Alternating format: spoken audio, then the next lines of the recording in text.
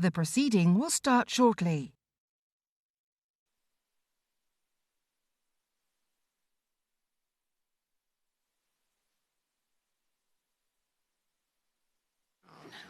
Right, okay. Order, order. Christina Rees to move the motion. Thank you, Sir Edward. It's a pleasure to serve under your chairmanship, as always. I beg to move that this House has considered e-petition 649-894 relating to financial risk checks for gambling. The petitioners are specifically asking to stop the implementation of affordability and financial risk checks. They want the government to abandon the planned implementation of checks for some people who want to place a bet. They believe such checks, which they say could include assessing whether people are at risk of harm based on their postcode or job title, are inappropriate and discriminatory. The government has responded to say that they are committed to a proportionate, frictionless system of financial risk checks to protect those at risk of harm without over-regulating. The Gambling Commission will set out its plans in due course. There are, however, a number of perspectives on the purpose and delivery of such checks, and I shall do my best to present these to you today. For context, the Gambling Act 2005 regulates gambling in Britain. And on the 8th of December 2020, the government published a review. Its purpose was to examine whether the 2005 Act provided the right balance of regulation in the digital age. There were around 16,000 responses to the review, and the government's response in the form of the white paper entitled High Stakes, Gambling Reform for the Digital Age was published on the 27th of April 2023. The White Paper's proposals for reform of online gambling included new obligations on operators to perform financial risk checks if a customer's gambling is likely to be unaffordable and harmful. The document stated that this would target 3 types of risk: binge gambling, significant unaffordable losses over time, and financially vulnerable customers. The arguments for and against the implementation of the checks can be categorized according to 3 groups of stakeholders: industry, reformers, and consumers. I will present each in turn, following several extensive evidence sessions with a range of individuals and organisations, such as the petition creators, the Jockey Club, the Betting and Gaming Council, Charlie Ritchie from Gambling with Lives, Dr. James Noyes, and the Gambling Commission. Firstly, the gambling industry. I can understand the concerns operators may have regarding the impact of checks on profits, not least because research shows that the top 10% of gamblers delivered 80% of operator revenue. For horse racing, the numbers are even more stark, with 85% of operator income coming from around 5% of online betting accounts. Operators argue that affordability checks are inappropriate and discriminatory, that in theory punters would be prevented from betting more than £1.37 per day, and that such checks push vulnerable gamblers into the black market. It is suggested that online turnover is down 20% since non-statutory checks have been in place. But the issue of affordability is not new. The industry itself pushed for it back in 2019 and continued to recognise the need for regulation and markers of harm. The government has already flagged it as a priority long before the White Paper, and the Gambling Commission has already consulted on it and accommodated it within changes to regulation. What is new is that since the White Paper, the Government and the Gambling Commission have proposed actual figures for these checks. Affordability is no longer abstract. It is tied to precise thresholds. So what are these thresholds? The Gambling Commission has consulted on two forms of check. First, background checks at moderate levels of spend for financial vulnerability, proposed at £125 net loss within a month or £500 within a year. Then at higher levels of spend to check for harmful binge gambling or sustained affordability losses, proposed at £1,000 net loss within 24 hours or £2,000 within 90 days. In other words, the checks are threefold. They are for financial vulnerability, significant losses over a short time, and significant losses over a long time. Background checks on financial vulnerability will be frictionless, using publicly available information like credit reference data and negative indicators such as CCJs and insolvency, while higher risk accounts will have more enhanced checks using open banking and other options. With increasing degrees of intrusion, the further into the journey you go. For these more enhanced checks, they say that they would be narrowly targeted, with only around 3% of online gambling accounts affected.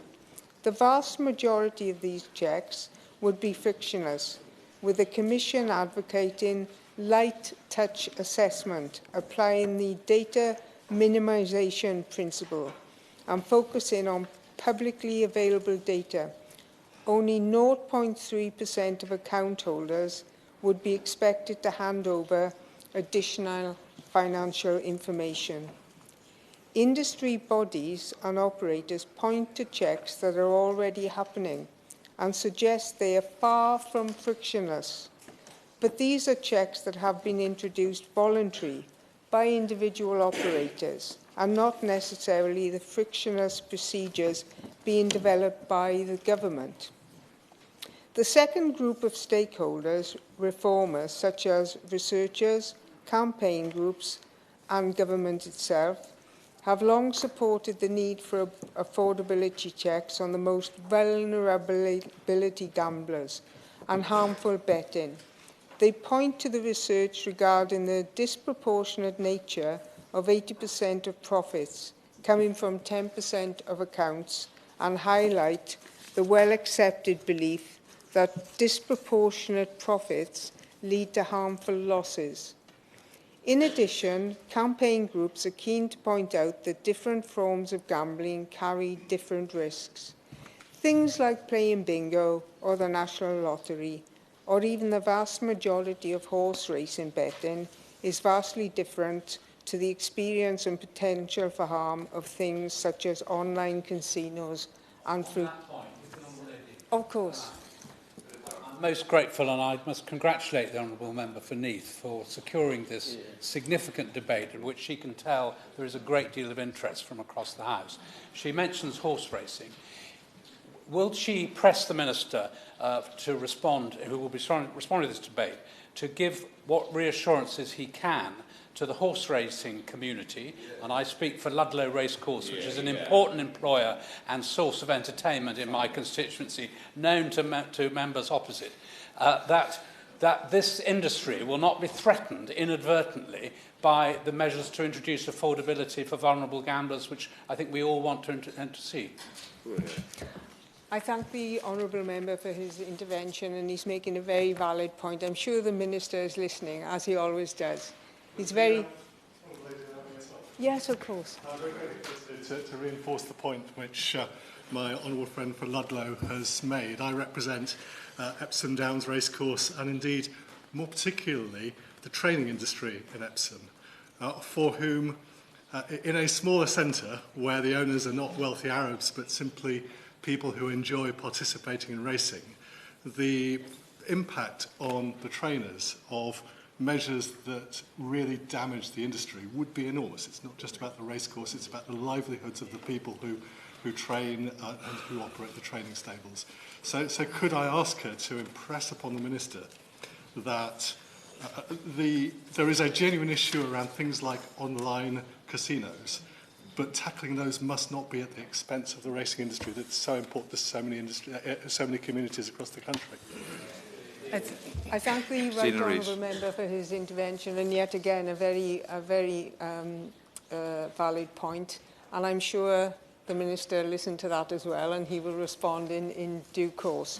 And the number of members that have turned up today to speak is an indication of just how important this topic is to your constituents and to your constituency.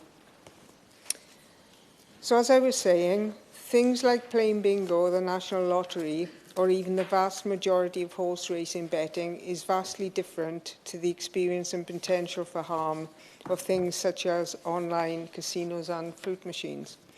Researchers understand the importance of carefully considering the figures around the threshold for checks. They need to be appropriate, but they also need to be meaningful. They need to be preventative.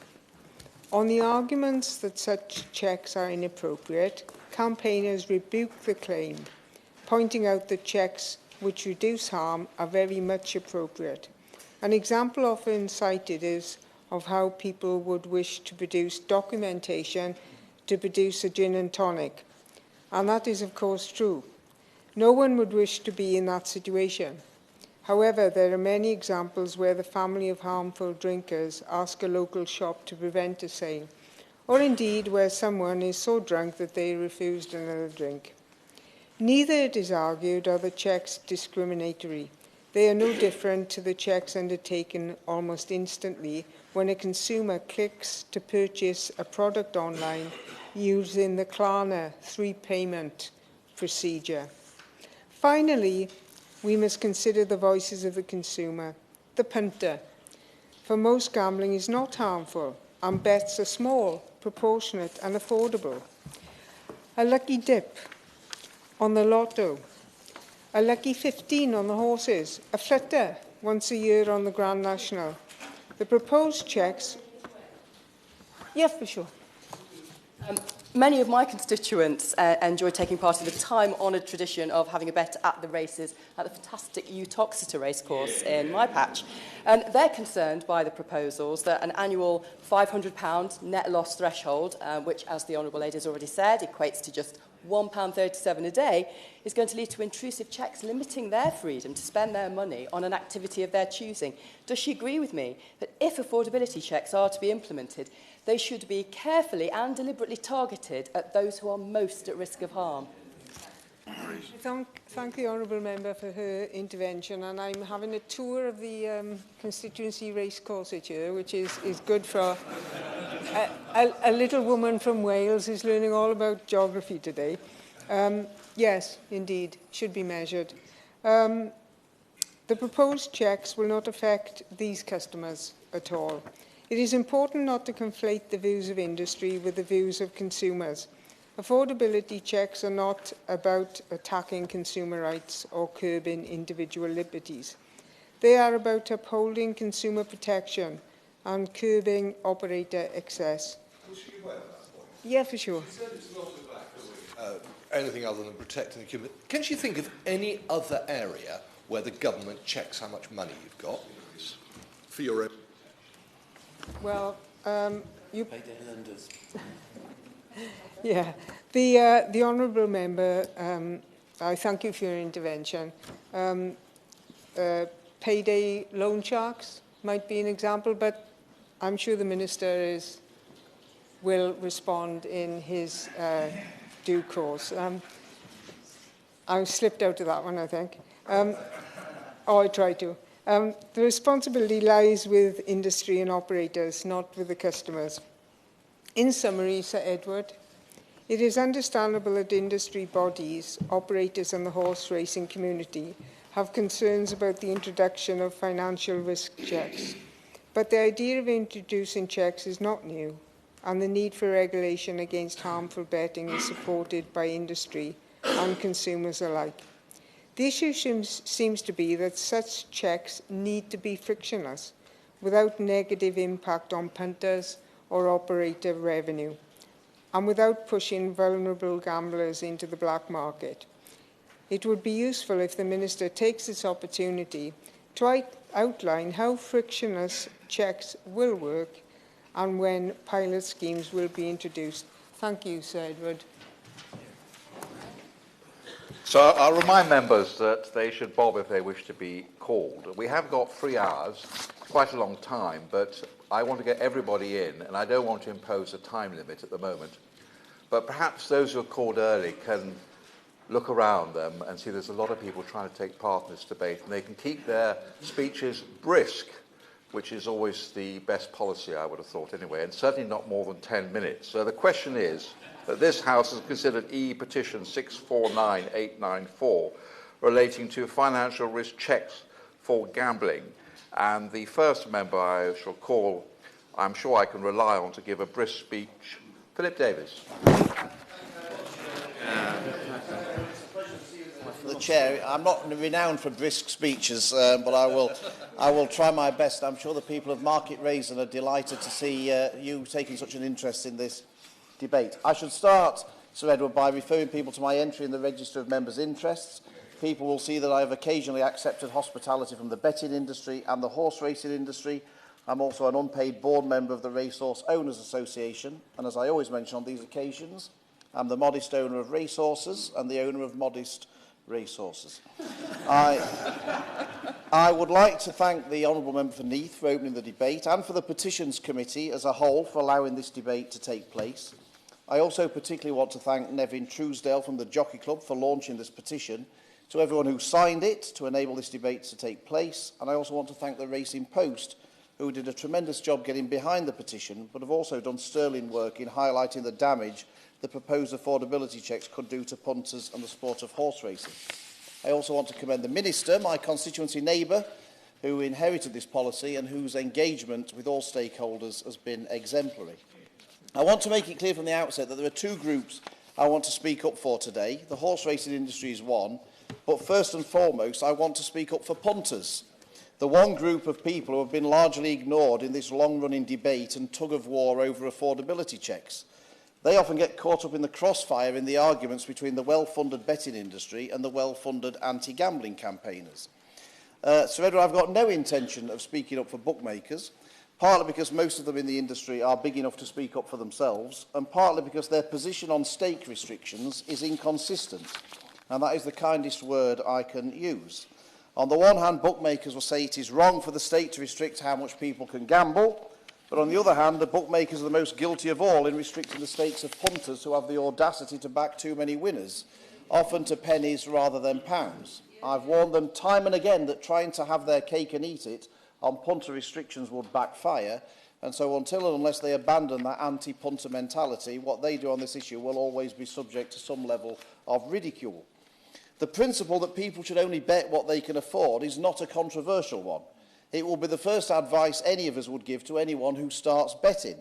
However, what the Government and the Gambling Commission are proposing is completely unacceptable. What is proposed is frictionless checks for people who have a net spend of just £125 over a rolling 30-day period, or £500 in a year, with enhanced checks taking place for anyone with a net loss of £1,000 in 24 hours or £2,000 over 90 days. Now, I have a number of concerns about this approach, both practically and in principle.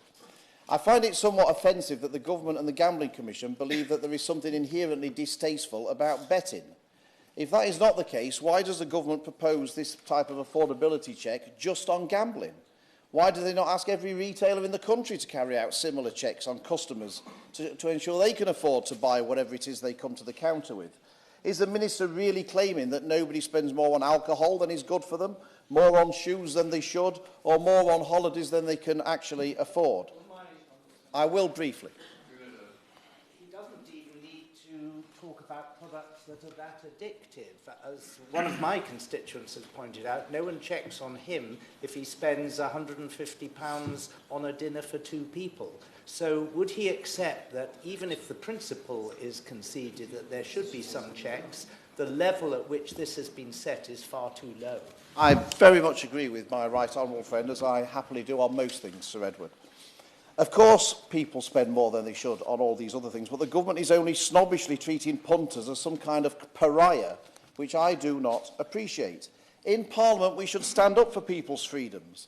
I don't believe I was elected to Parliament to stop everyone else from doing all the things I don't happen to like myself, but it seems that some in here think their job is to do nothing other than that. It's unacceptable to me that the government, the Gambling Commission and the bookmakers will basically between them decide how much each individual punter can afford to spend on their betting. And the punter themselves will get virtually no say in this whatsoever. It's completely outrageous. The Conservative Party used to believe in individual freedom and individual responsibility. And some of us, Sir Edward, still do. But I suspect if you asked everyone how much responsibility each should take for determining how much somebody can afford to spend on betting, I doubt anyone would say the individual concerned had a 0% responsibility for it. But that's the route down which we are in danger of going. It's absurd to think that bookmakers and regulators should be able to decide how much each individual person in the country should be allowed to spend on betting. When people open an online betting account, or the next time people log in, perhaps they should be forced to enter how much they want to limit their spend to over a fixed period. And the responsibility for ensuring they don't go over that should rest with the bookmaker, but not the decision as to how much they can afford in the first place. I'll give away very briefly. For giving away. Does it not strike him also that there is a degree of hypocrisy here when actually a large proportion of problem gamblers are actually just using National Lottery scratch cards, who are really in great difficulty compared to those who gamble on horse racing? It's about 4 times higher. Well, I'm grateful to my honourable friend, and I know he's a big supporter of Windsor Racecourse in his constituency. I'll come on to that later. I hope you'll be think about the interventions I'm taking, Sir Edward, when I don't want to get in your trouble. Thankfully, readers of the Racing Post and punters still believe in the timeless conservative principle of individual responsibility. In a recent poll of punters carried out by the Racing Post, when asked which of the following do you think is best placed to assess if your betting is affordable, 96.6% of them said they were. 1.8% said the Gambling Commission, 1% said bookmakers, and 0.6% said the government. If that isn't a giant raspberry to the proposed affordability checks, I don't know what is. Everyone knows that the problem gambling rates in the UK are extremely low and certainly don't justify anything remotely close to what is being proposed. However, it's also pretty obvious to most people with common sense that these affordability checks are likely to make things worse for people with a gambling addiction rather than better. Does anyone seriously think that anyone who has a serious gambling addiction, if and when they're told by an online bookmaker that they're no longer allowed to bet with them, will just stop betting completely? It's pretty obvious that those people will do all they can to carry on with their addiction, and that will mean going to the black market where there are no controls on people's behaviour. The Gambling Commission, the Honourable Gentleman will have an opportunity to have his say later, but I'm just anxious about the Chairman's strictures. The Gambling Commission has always said the threat from the black market is overstated, whilst at the same time, like most quangos, telling the government they need more money to tackle it. I hope the Minister will make clear today that he doesn't underestimate the threat from the black market. Only today, the front page of the Racing Post shows the results of a special investigation into the Post bookmakers, an unregulated firm with 1,300 customers who said they were expecting a ridiculously busy Cheltenham and where they recommended the customer deposited as much as they can. How on earth can making it more likely people go to firms like that possibly help in tackling problem gambling? And of course, the wonderful sport of horse racing derives much of its income from the gambling industry. And so the more people go to the black market, the less money there is for the sport of horse racing. British racing is the best and most prestigious in the world. It's the second biggest spectator sport in the UK after football, brings a huge amount of foreign investment into the country, and is a huge part of the rural economy. It also provides a huge amount of pleasure to millions of people across the country. The government cannot possibly allow itself to introduce measures, however well-meaning, which will have a devastating effect on this great sport. 24,000 race owners in the UK invest over £500 million into the rural economy and pay £32 million a month in training fees, employing over 350 racehorse trainers who employ some 80,000 people. The least they should be allowed is to have a bet on their own horses as well. We can't allow decisions to be made which put that investment at risk. However much I would like the Government and the Gambling Commission to abandon this affordability check policy, I've not been here so long without accepting that sometimes some battles are impossible to win. And I therefore accept that the Government may feel it has invested too much in the affordability check debate to be able to abandon it completely. And so I also have some suggestions to make to the Minister which might help make this policy less bad, which I hope he will consider. The Government have said that they want financial checks to be frictionless, but as currently envisaged, they would be anything but. First of all, will the Minister pledge to ensure that any checks will be based on net deposits, not gross deposits, which will make a material difference? Second, it's currently envisaged that enhanced affordability checks will be based on Cato data. This is used primarily by loan industries to determine if a customer can afford a loan. It focuses on money flowing in and money flowing out of an individual's account. This is precisely the wrong kind of test, as it second-guesses what someone can afford in a subjective manner. Cato does not consider financial vulnerability, and it's extremely unhelpful when it comes to people with irregular money flows, such as the self-employed, entrepreneurs and high-wealth but low-income individuals. Will the Minister pledge to not use Cato data for those reasons, and if he insists on going ahead with affordability checks, use score data instead? Score data is much more appropriate as it shows if someone is showing signs of financial vulnerability and distress. It flags people who are falling behind on the rent or people with missed mortgage payments, defaults on loans, etc.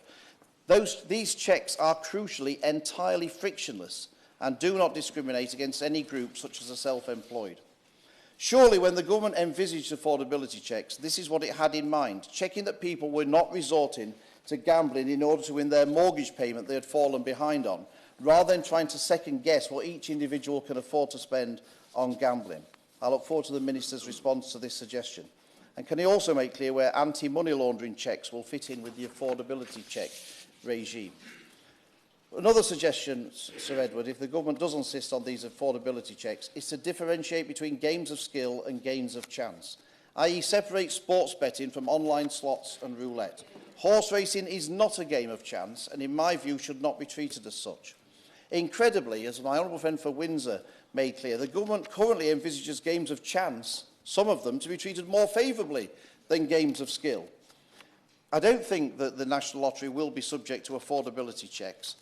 And that can't possibly be right, that people who bet on horse racing is, but people who bet on the lottery isn't. Can the Minister confirm that that won't be the case, or give an explanation as to why it will?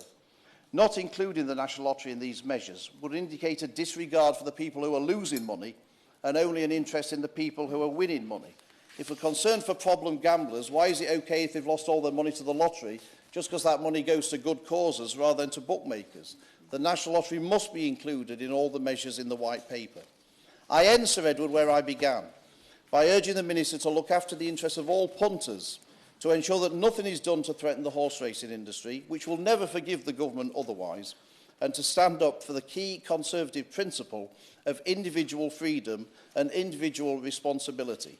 It is not too late to snatch victory from the jaws of defeat. Caroline Harris. Edward, and it's a pleasure to serve under your chairmanship. And may I congratulate my honourable friend for Neath for leading on this debate.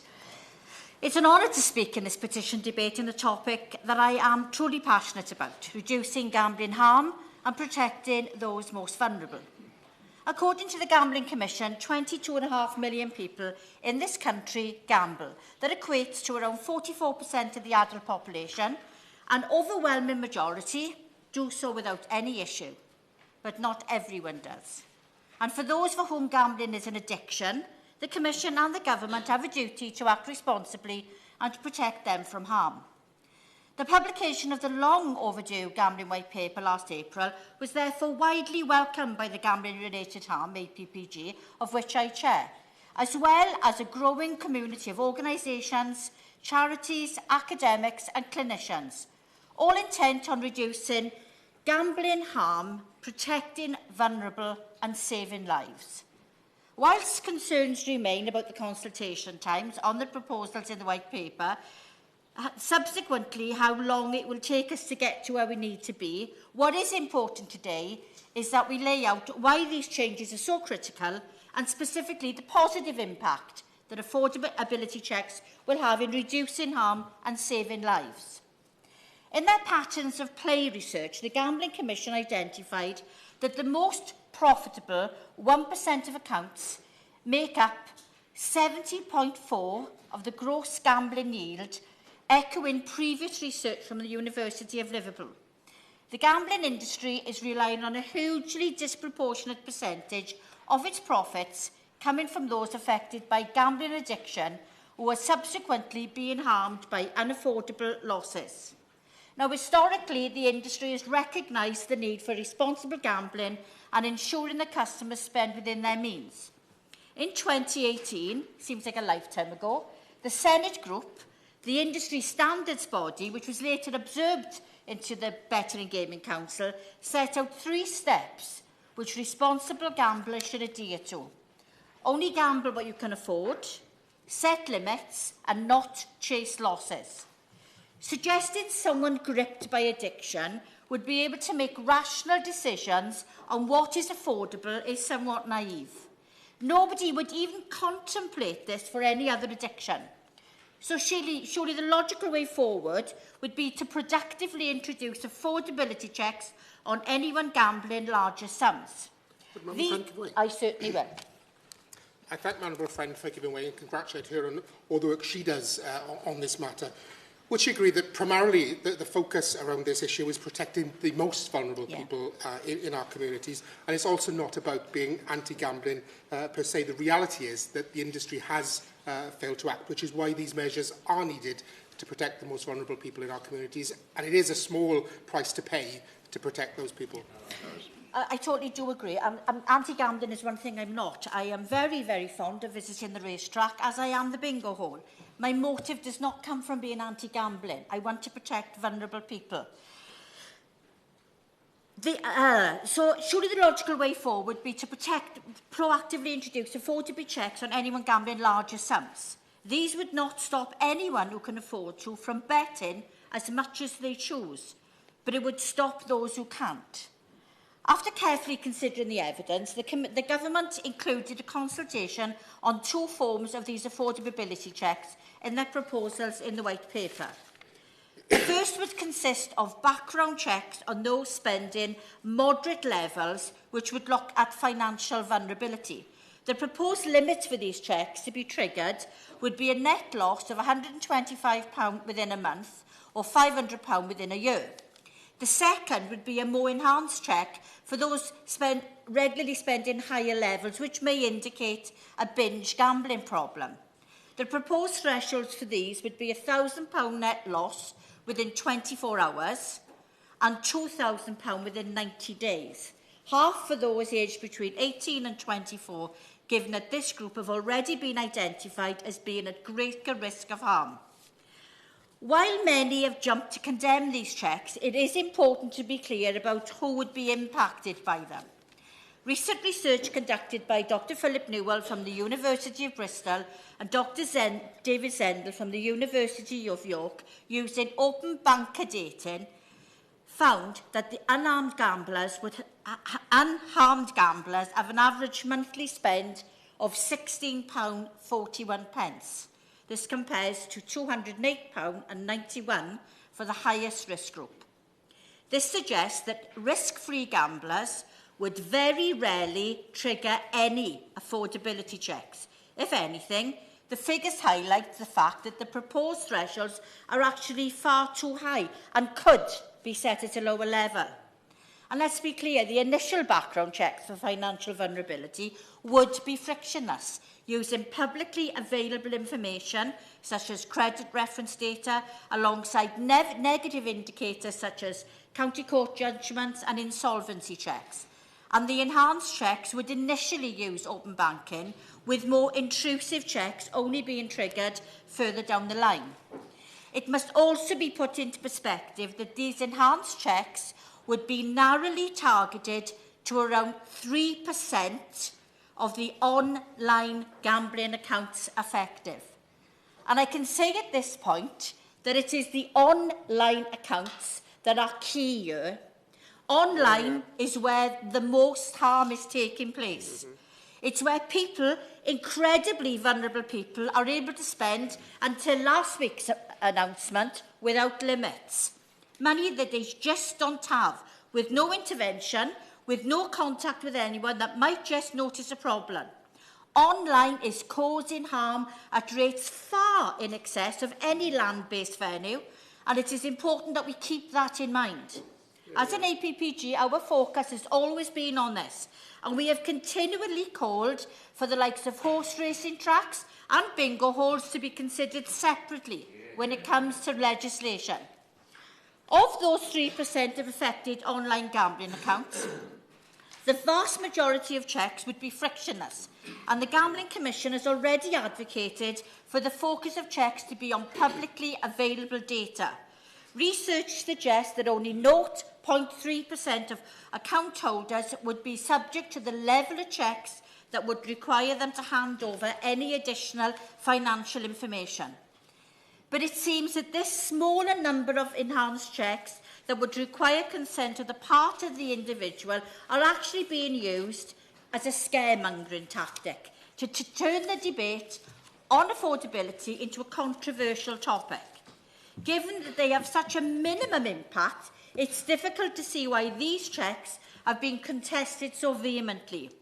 The industry, we know, has stirred up the controversy by exaggerating the levels of intrusion and suggesting that they would drive gamblers to the black market.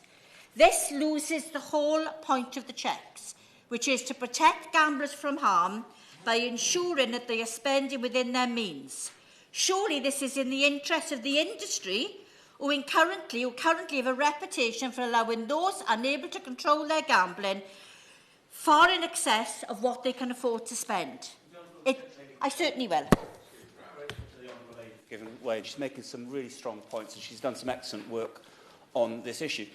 The point I would make is when you talk to people who have lived with and are living with serious gambling addiction, what comes across very strongly is the way that they will alter their behaviours to avoid accountability, to avoid scrutiny, to the point of using multiple identities.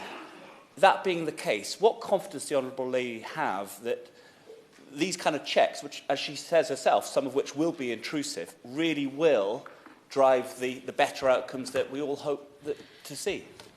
I thank the Honourable Gentleman for his intervention, and my response to that would be, just because we haven't got all the answers now doesn't mean to say we shouldn't do anything to protect those who are vulnerable. It's our responsibility to make sure the system does work to protect these vulnerable gamblers. It's ironic that the same industry that just a few years ago set out the 3 steps for responsible gambling, which included only gambling what is affordable, the same industry that still spend big bucks on safer gambling logos and promoting Safe Gambling Week, it seems the case of talking the talk but being totally unwilling to walk the walk and actually implementing the measures that could protect the most vulnerable customers. As I said at the beginning, we know that the vast majority of the 22.5 million people gambling in this country enjoy doing so safely and within their own limits. Nobody, least of all me, wants to stop them to be able to do this. We've already established that the number of those who could trigger a check as a result of their spending, even if it is money they can afford to spend, is negligible. The argument against affordability checks is therefore a very difficult one to grasp, when a slight inconvenience for a very small number will be protective of very more people.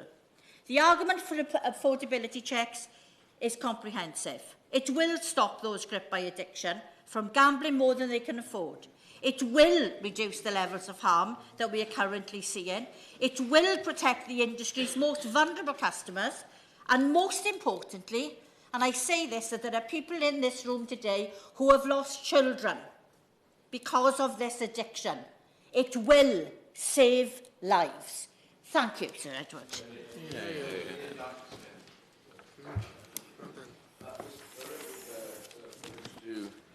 To speak in this particular debate under your chairmanship, and I apologise if I have to disappear briefly at 6 o'clock for a charity meeting, but I will be back in here. I pledge before the wind-ups. Can I just say that in following the Honourable Lady, my honourable friend in this particular case, she has made most of the case strong case that exists. But I just want to touch on a few particular points. It seems to me this debate today should not be for or against affordability checks, which I don't think it really is. In fact, my honourable friend invariably ends up being in the right place on some of these, and he has made the case quite rightly about debating what levels and how this works and who should be in and who should not be in. And I thought that was quite interesting, actually. And I want to come back to his point about it being frictionless. And I agree with him. If there are to be checks, they need to be frictionless and as unobtrusive as possible, because these are about the early onset of issues and problems. And they should act as flags and as the nudge theory, which says something isn't right here, rather than an absolute sort of down, as it were. And he made 3 points. Net deposits not. Cato checks won't work. I agree completely with that as well. And finally, I agree that the score data is an issue here. And I think that all of those points he makes are really important points, and I recommend them to my right honourable friend who will be winding up. But it is important also to understand, I think, I was never really in favour of these checks originally when I first started, but having spent time with the charities, spent time with those families that have lost members of their family, and the one point that comes across time and again is that had there been an early moment in the process of that when either they had realised what they were up to or that others had been able to say to them, stop, stop, stop, where are you going with this, many of those disasters would not have actually happened. And so we need to see this in the context of how we can stop that early onset of the addiction and the process that takes place, as we would in anything else, to be honest with you. It's a human issue. It's not a principle of freedom versus non-freedom.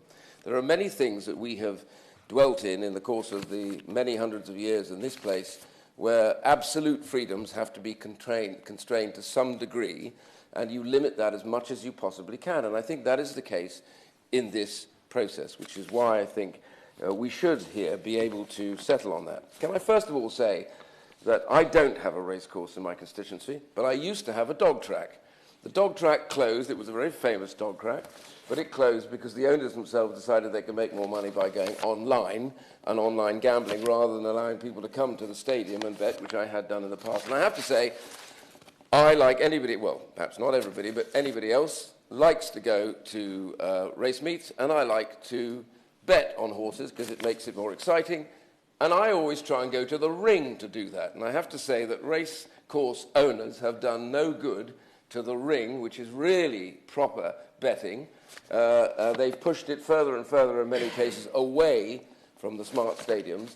And these are the people where they will say to you occasionally, sometimes, you know, you already bet on this and you sure you want to put this bet? I've had that on, no I haven't, but I've seen others have that on a number of occasions. So I say that, and I've stood up for them when they've had all those problems. So this is not about being against gambling, it's about being against the untrammelled levels that affect those who are most vulnerable. That is the key. And just let me make this point, though.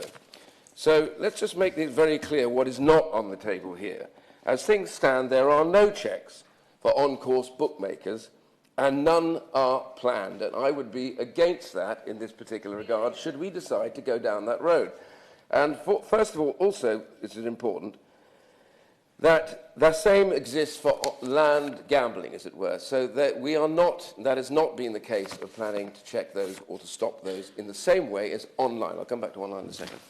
I'm very grateful to him for giving way, and he's making a very important point about the need for balance in this policy. And having spoken to a lot of the breeders and trainers in my constituency in Wiltshire, there's a very strong argument against these proposals, but we've also heard the case for them. The fact that this debate itself is so well attended, the fact there is so much controversy about these proposals, suggests to me that there is a problem with the policy-making process. And I remember I was on as a civil servant at DCMS when, in fact, the member for West Suffolk was Secretary of State there, how policy-making is done. And I think there is a problem with that, which is that the people who are most involved, most expert and most likely to be affected by the policies that we make here are not properly involved in the deliberations that go into policy making. And I wonder whether he agrees with me and whether he could make the point to the Minister that actually, given the degree of controversy over these proposals, we do need to delay the implementation and involve a wider group of stakeholders and experts in the consultation that should have happened up till now. Well, he's made his point through me to the Minister, and I'm sure he will deal with that. I will say that this consultation didn't happen overnight, and it has been going on for some time, but I accept that others may think they haven't had enough time. In fact, I think the gambling industry may have made a bigger impact on this by taking a full part of this and not always wanting to be intruded on by questions which, as the group has done on many occasions, many of them chose to stay away from that. And I just want to also make out the point that very few people would be impacted by the proposed checks. Many of the concerns set up by punters at the moment are the checks that the industry is already themselves carrying out. And they intrude like mad on behaviour. That is their biggest area where they want to deal in the behaviour of punters, because, as we've heard already, we know that for the gambling industry, they make most of their money, the vast majority of their money, on those who are losing money at a rate of knots. And, in fact, again, my honourable friend said a very interesting point, which I agreed with, which is quite often they then block those gamblers that have been successful, and you find that this information travels across the gambling companies. So a gambler who happens to be moderately successful or well successful finds themselves taken off the lists of all of those gambling companies. So they are not about openness and freedom and choice. They are the last people that are interested in that. We may be debating this, but they're not debating it because they don't want to lose money themselves.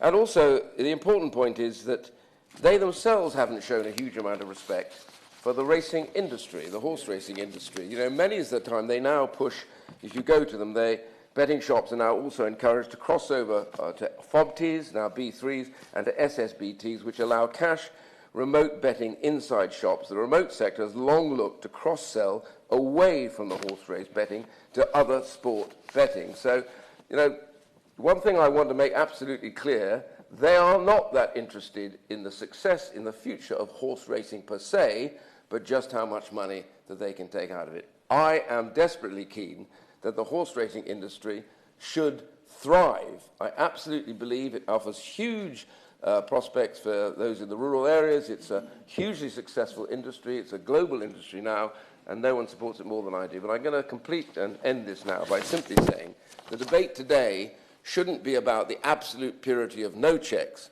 I think what we are here today to look at, what are the levels and how intrusive will they be? If we can achieve that debate and the right decision is made finally by the Minister, I think this will mean that this will be much better, and fewer people at the end of the day will either lose their lives or become so addicted because of the desperate nature of what they've been doing in darkened rooms behind closed doors is what we want to try and stop and to save their lives. Thank you. Vera Hobhouse.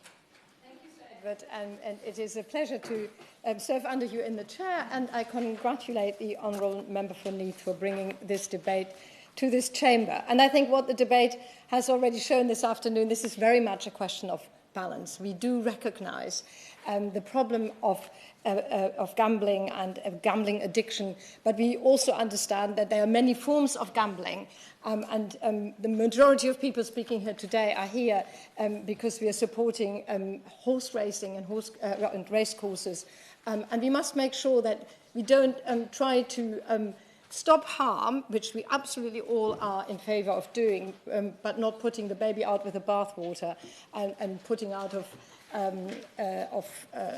business wonderful facilities in our communities that enjoy so much support. If, Sir Edward, affordability checks are to be implemented, they should be carefully and deliberately targeted at those most at risk of harm, and we've already heard this exact sentence this afternoon. We need to ensure that problem gambling does not ruin more lives. We all believe in the need to protect people from gambling harms, and reforms are overdue. There are 400,000 problem gamblers in the UK, including some 60,000 children aged 11 to 16. So those figures are stark. However, my Bath constituency is lucky to enjoy an active and vibrant horse racing scene. Bath is Britain's highest flat racecourse, with a distinguished history of racing going back to 1811, but racing was first recorded in Bath in 1728, which only is a reminder that people didn't come to Bath just to take the waters. Bath Racecourse is an incredibly important venue for the city. It hosts over 20 races each season, but much more, it is also a venue for family days, live music, and many other large-scale events. It was also a vaccination hub during the pandemic. It is an important employer and welcomes thousands of visitors. And not surprisingly, many constituents have signed the petition today. British racing is particularly vulnerable to changes made to gambling regulations, and we must ensure that we get this right, as we have already heard this afternoon many times. The racecourse has expressed concerns to me about proposed affordability checks. They believe a one-size-fits-all approach will not work, and again, I echo this. Currently proposed affordability checks will be the same for everyone, no matter how much they can earn or what their disposable betting income is. Bath Racecourse have welcomed government assurances that most consumers will not actively notice checks taking place. It is right that checks will be frictionless, but Bath Racecourse is concerned that intrusive checks could put off punters, as we have already heard. And I have to say, I'm not an expert. I don't own any moderately successful horses, but I do occasionally go to a race. And it is absolutely true. It is fun to put a bet on a horse because you're invested in that horse. And that is fine for most people. And I think that sort of betting, we should absolutely make sure that it is not intrusively checked and that if somebody wins, you can bet again and you can try your luck again, and that all of those types of betting we are not stopping, and that the fun that people have at racecourses, and the majority of people are having harmless fun, is not what we are stopping. The majority of gambling problems stem from people chasing their losses and spending more than they can afford. And I think I've heard that too about gambling addiction, although again, I'm not an expert, that ultimately people get most exciting betting more if they have lost something. And we've also heard, in fact, when people are winning, they are sometimes excluded from betting more. And that is something that is absolutely not right. We Liberal Democrats, and here we go because I also think we might sort of add something to this debate, would adopt a public health approach to gambling legislation. We propose that there be a soft cap on gambling losses set at £100 per month. This proposed cap is much higher than the vast majority of gamblers lose in a month, so occasional gamblers would not be affected in any way and would not appear on any database. As I've said, many gambling companies already require financial data to be able to open an account, so for many who reach the £100 cap, no additional information would be required. If someone wishes to bet beyond that loss limit, then they would be required to provide financial data to show that they can afford to do so. These affordability checks would be run separately from any individual gambling company. There would be confidential sharing of data between these different gambling companies so that an individual couldn't get close to the cap with several companies at the same time. We need a single, independently run system of affordability checks that treats people with dignity. Data collected for this purpose would be held securely and confidentially and solely for this purpose. These affordability checks would also not apply to cash gambling, for example, at horse racing. So there are some proposals that the Minister might have a look at, because it is important that there is a reform, but it is also important that we get this right, and it is particularly important to me that such a wonderful facility like Bath Racecourse is not going to be affected by a sort of big hammer approach to tackle a problem that will have unintended consequences that would put wonderful community facilities like Bath Racecourse out of business. Thank you.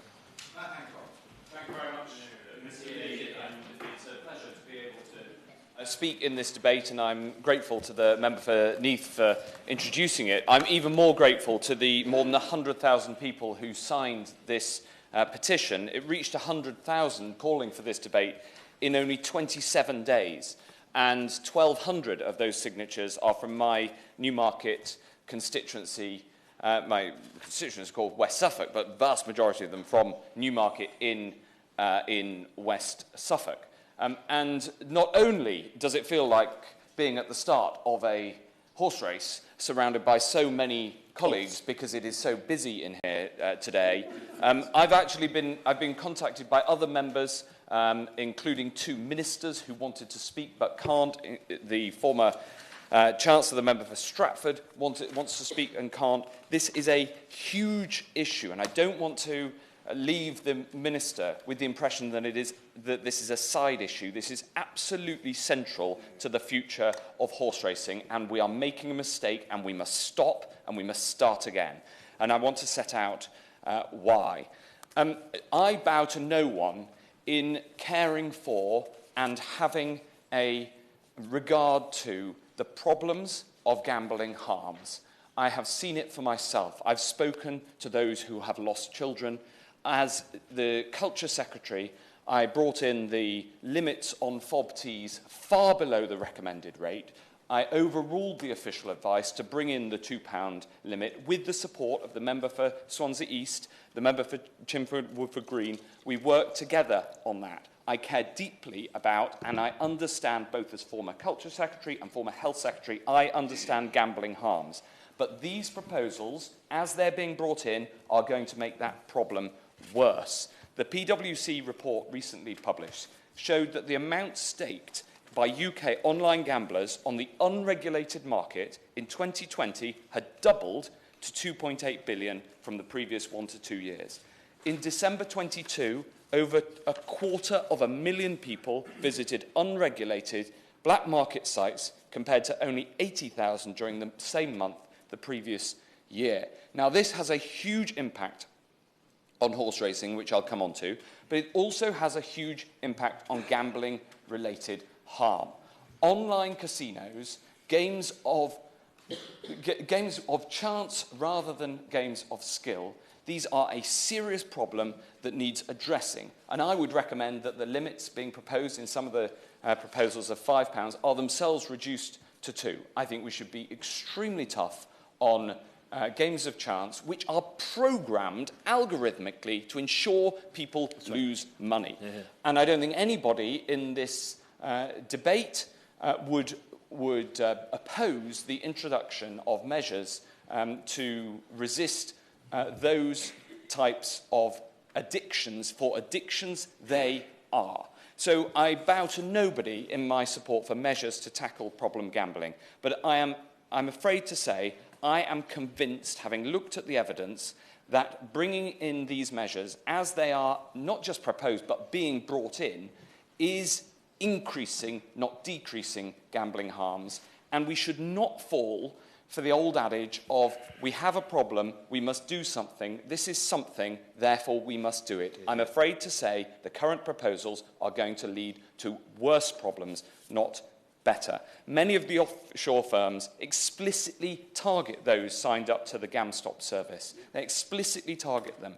And there is a grim irony that the regulator and government are, unfortunately, contributing to a worse problem. Now, a couple of members have mentioned that these checks have already been introduced by the industry, and the member for me said they've been introduced voluntarily already. I'm afraid I don't think that's true. The gambling industry, for which I hold absolutely no regard, the gambling industry are introducing checks now in the shadow of expected future regulation because they know about the Gambling Commission, they're regulated by the Gambling Commission. These things aren't being brought in voluntarily, they're being brought in because the gambling companies think that this regulation is coming down the track. So we're already seeing the negative impact in terms, as we've seen, of the uptake of black market offshore gambling, and we're already seeing the impact on the horse racing industry. Now, I am incredibly lucky to represent Newmarket. Horse racing is the UK's second largest sport, 5 million racegoers annually, over 4 billion for the economy, untold soft power. In Newmarket, 7,000 people employed in and around horse racing, £250 million into the local economy. And obviously, in addition to all of that, the joy that so many have spoken about. But we know that 26% of those betting have already experienced an affordability check ahead of these proposals officially coming in. And we've seen that the turnover, on racing fell by 900 million, the betting turnover on racing in 2022-23. The financial impact on the horse racing industry is already happening. And we already know that prize money is going up in the rest of the world and is incredibly tight in the United Kingdom. This has the biggest impact on the small racecourses, but it even has an impact in Newmarket, which of course hosts the two finest racecourses in the world. And I certainly won't have that challenge, but I'll give way. The industry estimates this is going to cost them £50 million. Does he agree with me that if we could separate the challenges of problem gambling from the joy and importance of horse racing, which employs 80,000 people, then perhaps there is progress possible, but at the moment that's not clear. Absolutely, and horse racing already has its own legislative framework. It has since Churchill brought in the tote. There is already in law a definition of and separation of horse racing, and I think that I would recommend to the government that they separate out games of chance where there is no skill, there is guaranteed loss, from horse racing, which is one of this country's finest achievements and is a joy to so many. I also want to come on to this point about frictionless. We've heard a lot about frictionless. I was thrilled when the Minister himself said that checks will be frictionless. He said it at the dispatch box, he said it here, he said it in the white paper. And here I've come to what I may say is a constitutional point. The Gambling Commission have interpreted the Minister saying checks will be frictionless as frictionless for the vast majority. Well, that is different. These checks should be frictionless if they're going to happen at all. The Minister has committed to that. That is government policy. And yet we have a regulator wrongly misinterpreting frictionless as frictionless for the vast majority. It is a distinct problem. And I also ask this question. If it's going to be frictionless, it has to be based on data that people have already consented to be publicly available. Because if somebody's going to look at one's bank account details, then there has to be friction because you need permission to be able to look at those details. So there's already a problem with implementing frictionless checks. And I also come on to the point which my honourable friend, the member for Swansea East made, about it's difficult to see why people would worry about these checks. Why would they go to online sites and that are unregulated? Well, there's two responses to that. The first is because people fear the government looking into their financial affairs. And secondly, a practical point. It is happening. It is happening, and so that is how people are responding to these proposals. I know that it's happening amongst my constituents because on the doorsteps they tell me. They are changing the way they place bets because of fears of what the government is going to look at. And so in this place, we need to recognise reality when it's happening. We can't just wish away the behavioural response of people, which is making the tackling of problem gambling worse rather than betting. So as any jockey knows when a race is going wrong. I surely do. And so I say to the Minister, it is time to return to the stalls and, with this one, to start again. Lord Blomfield. Edward, can I join with others in congratulating my honourable friendly member for Neath for the thoughtful and balanced way that she introduced this debate. And I found it fascinating that so many of the contributions have been about the horse racing industry. I had to check back on the petition, actually, because it barely mentions the horse racing industry, just in the last line, as an afterthought.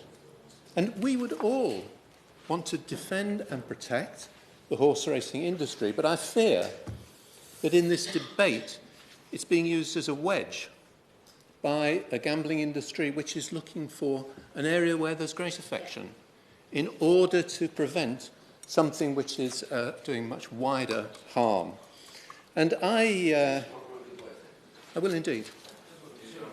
I apologise for intervening on him, but this has been the case all along in all of the inquiries, is that the reality is the slots, the fast gambling, the speed of all those chases is really where the damage lies, not in something that takes about 4 or 5 minutes to finish. It's all about the speed of gambling and the incentive to gamble quickly, quietly, and in the darkness of your own room.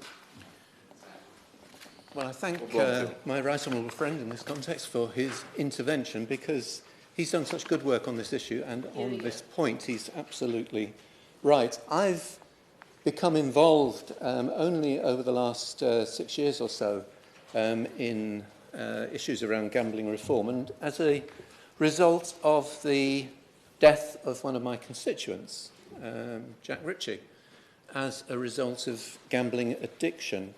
And what I learnt from the tragedy of Jack's death was that people so often don't take their lives because they're overwhelmed by gambling debt, but they're overwhelmed by the addiction itself.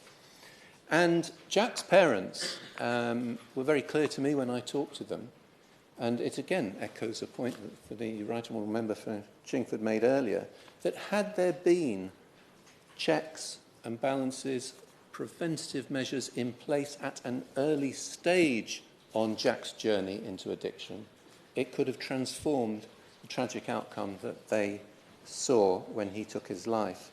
And of course, Jack isn't alone. According to Public Health England, over 400 people take their lives each year as a result of gambling, and a recent Gambling Commission survey that I think has been mentioned earlier found that 2.5% of the population, over 1.5 million people, score over 8 on the Problem Gambling Severity Index. I will indeed. He's repeated this line that over 400 people a year die of suicide as a result of gambling, a figure that's been discredited many times, that the Gambling Commission certainly would not align themselves with. So can he tell us how he's arrived at that particular figure, the methodology he's gone through to arrive at that particular figure? Because I think when he does explain that, he'll realise it is a discredited figure. Well, I was happy to take an intervention in contrast with the honourable member's approach earlier, but I was simply citing the figures that are provided by Public Health England, and I respect Public Health England as I'm sure... No, I won't. No, I'm prepared to accept the figures from a established, respectable national body. And no, I don't think this is a...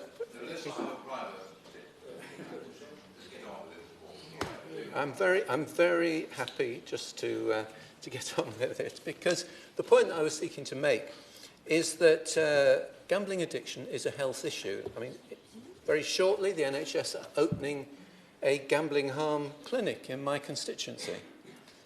Joins a network of 15 across the country, tackling the serious problem of gambling addiction. And you know, when honourable members have commented earlier, you know, what is the difference? What requires an intervention? What's the difference between going out and spending £150 on a meal, or on other shopping or other leisure activities? Well, I don't see the NHS treating those activities as a serious health issue in the way that they are with gambling addiction. I know he's the former health secretary, thank you. I was the Secretary of State who introduced those gambling clinics. There was one beforehand. But will he address this question of to what extent do we know that those gambling harms are related to betting on horse racing, as opposed to these games of chance which are so aggressive and where the algorithms are designed for addiction and to promote addiction?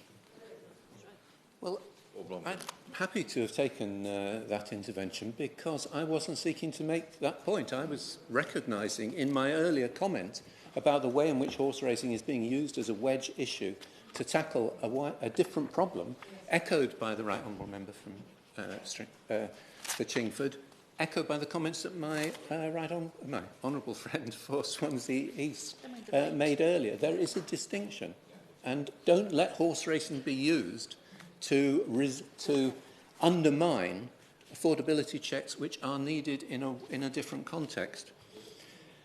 Now, I think that affordability checks, the point I was making was that if this is a health issue, then we need a prevention strategy, just as we have with other health problems. And I commend the government for the prevention strategy that they have developed with the gambling white paper. And then affordability checks are an important part of that strategy. But it's regrettable that the debate around them is generating, as it has today, more heat than light. I can understand why, beyond racing, the gambling industry is keen to avoid checks. Yeah. As, again, my honourable friend, the member for Swansea East, has pointed out, the Gambling Commission research from the patterns of play data confirms that the most profitable 1% of accounts make for 70.4% of gross gambling yield. Those are disproportionate profits derived from small numbers of players who in many cases are gambling much more than they can afford to lose, and people who need to be protected. And we know that harm can happen at relatively low levels of spend, so it's important that affordability checks are set low enough to prevent harm. I do understand the fears behind the petition, and I do think it's important that we spend time, and in fact other colleagues have, on underlining how unobtrusive checks can, and I'm confident will be. Affordability checks aren't anything new, and contrary to suggestions from the industry, background checks on financial vulnerability could be frictionless, making use of already available data that, and let's remember, and the point has been made, data that is already used by the industry itself to monitor accounts, and in some cases use that to withhold winnings from players, to regulate their losses. So the data is there that the industry are willing to use in one context. Well, then why not in this context too? And we know that in the case of enhanced checks, and I'll take the point that was made earlier, only 0.3% of account holders would be expected to provide additional information. It's a tiny number in relation to the benefit that could be achieved through introducing the checks. The vast majority can be done passively, as I've said, using information in the public domain or required for registering an account. And it was a point that my honourable friend, the member Leith, made in her opening comments. I think it's also important that checks should be done by independent, reputable third parties regulated by the FCA, and we should bear that in mind too. I just want to make a brief comment on the black market argument that started to come up. Now, this is the last refuge of rogues, really. When the tobacco industry had run out of every other argument to stop regulation, they said, what about the black market? Don't do anything to us, it'll force people to turn to black market smokers. And they didn't. I mean, we have seen a successful public health strategy in relation to tobacco. Payday lenders did it too, when the affordability checks were introduced in their sector. And we've not seen a significant movement of lending from payday lenders to black market loan sharks.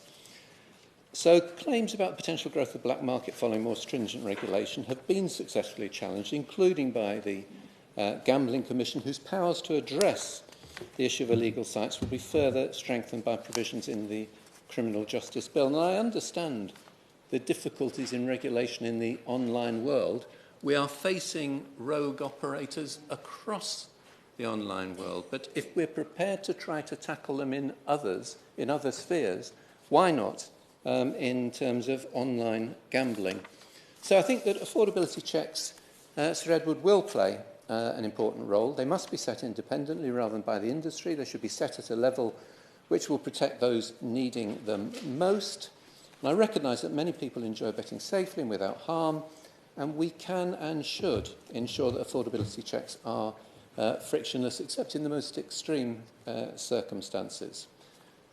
We can't lose sight of the fact that affordability checks are about protecting people from harm and ensuring that the gambling industry is regulated in the right way, because left to its own devices, I note the point that were made about some things that have already been happening. They're happening because the industry knows that change is coming.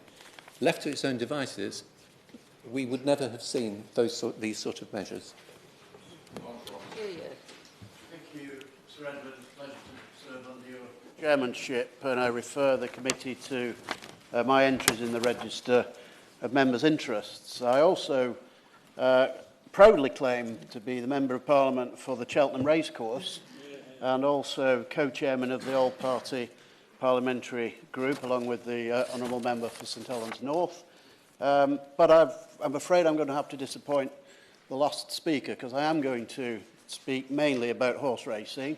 And I think, as the Member of Parliament for the racecourse, which brings in, I think the last estimate was £278 million to the local economy in just 4 days.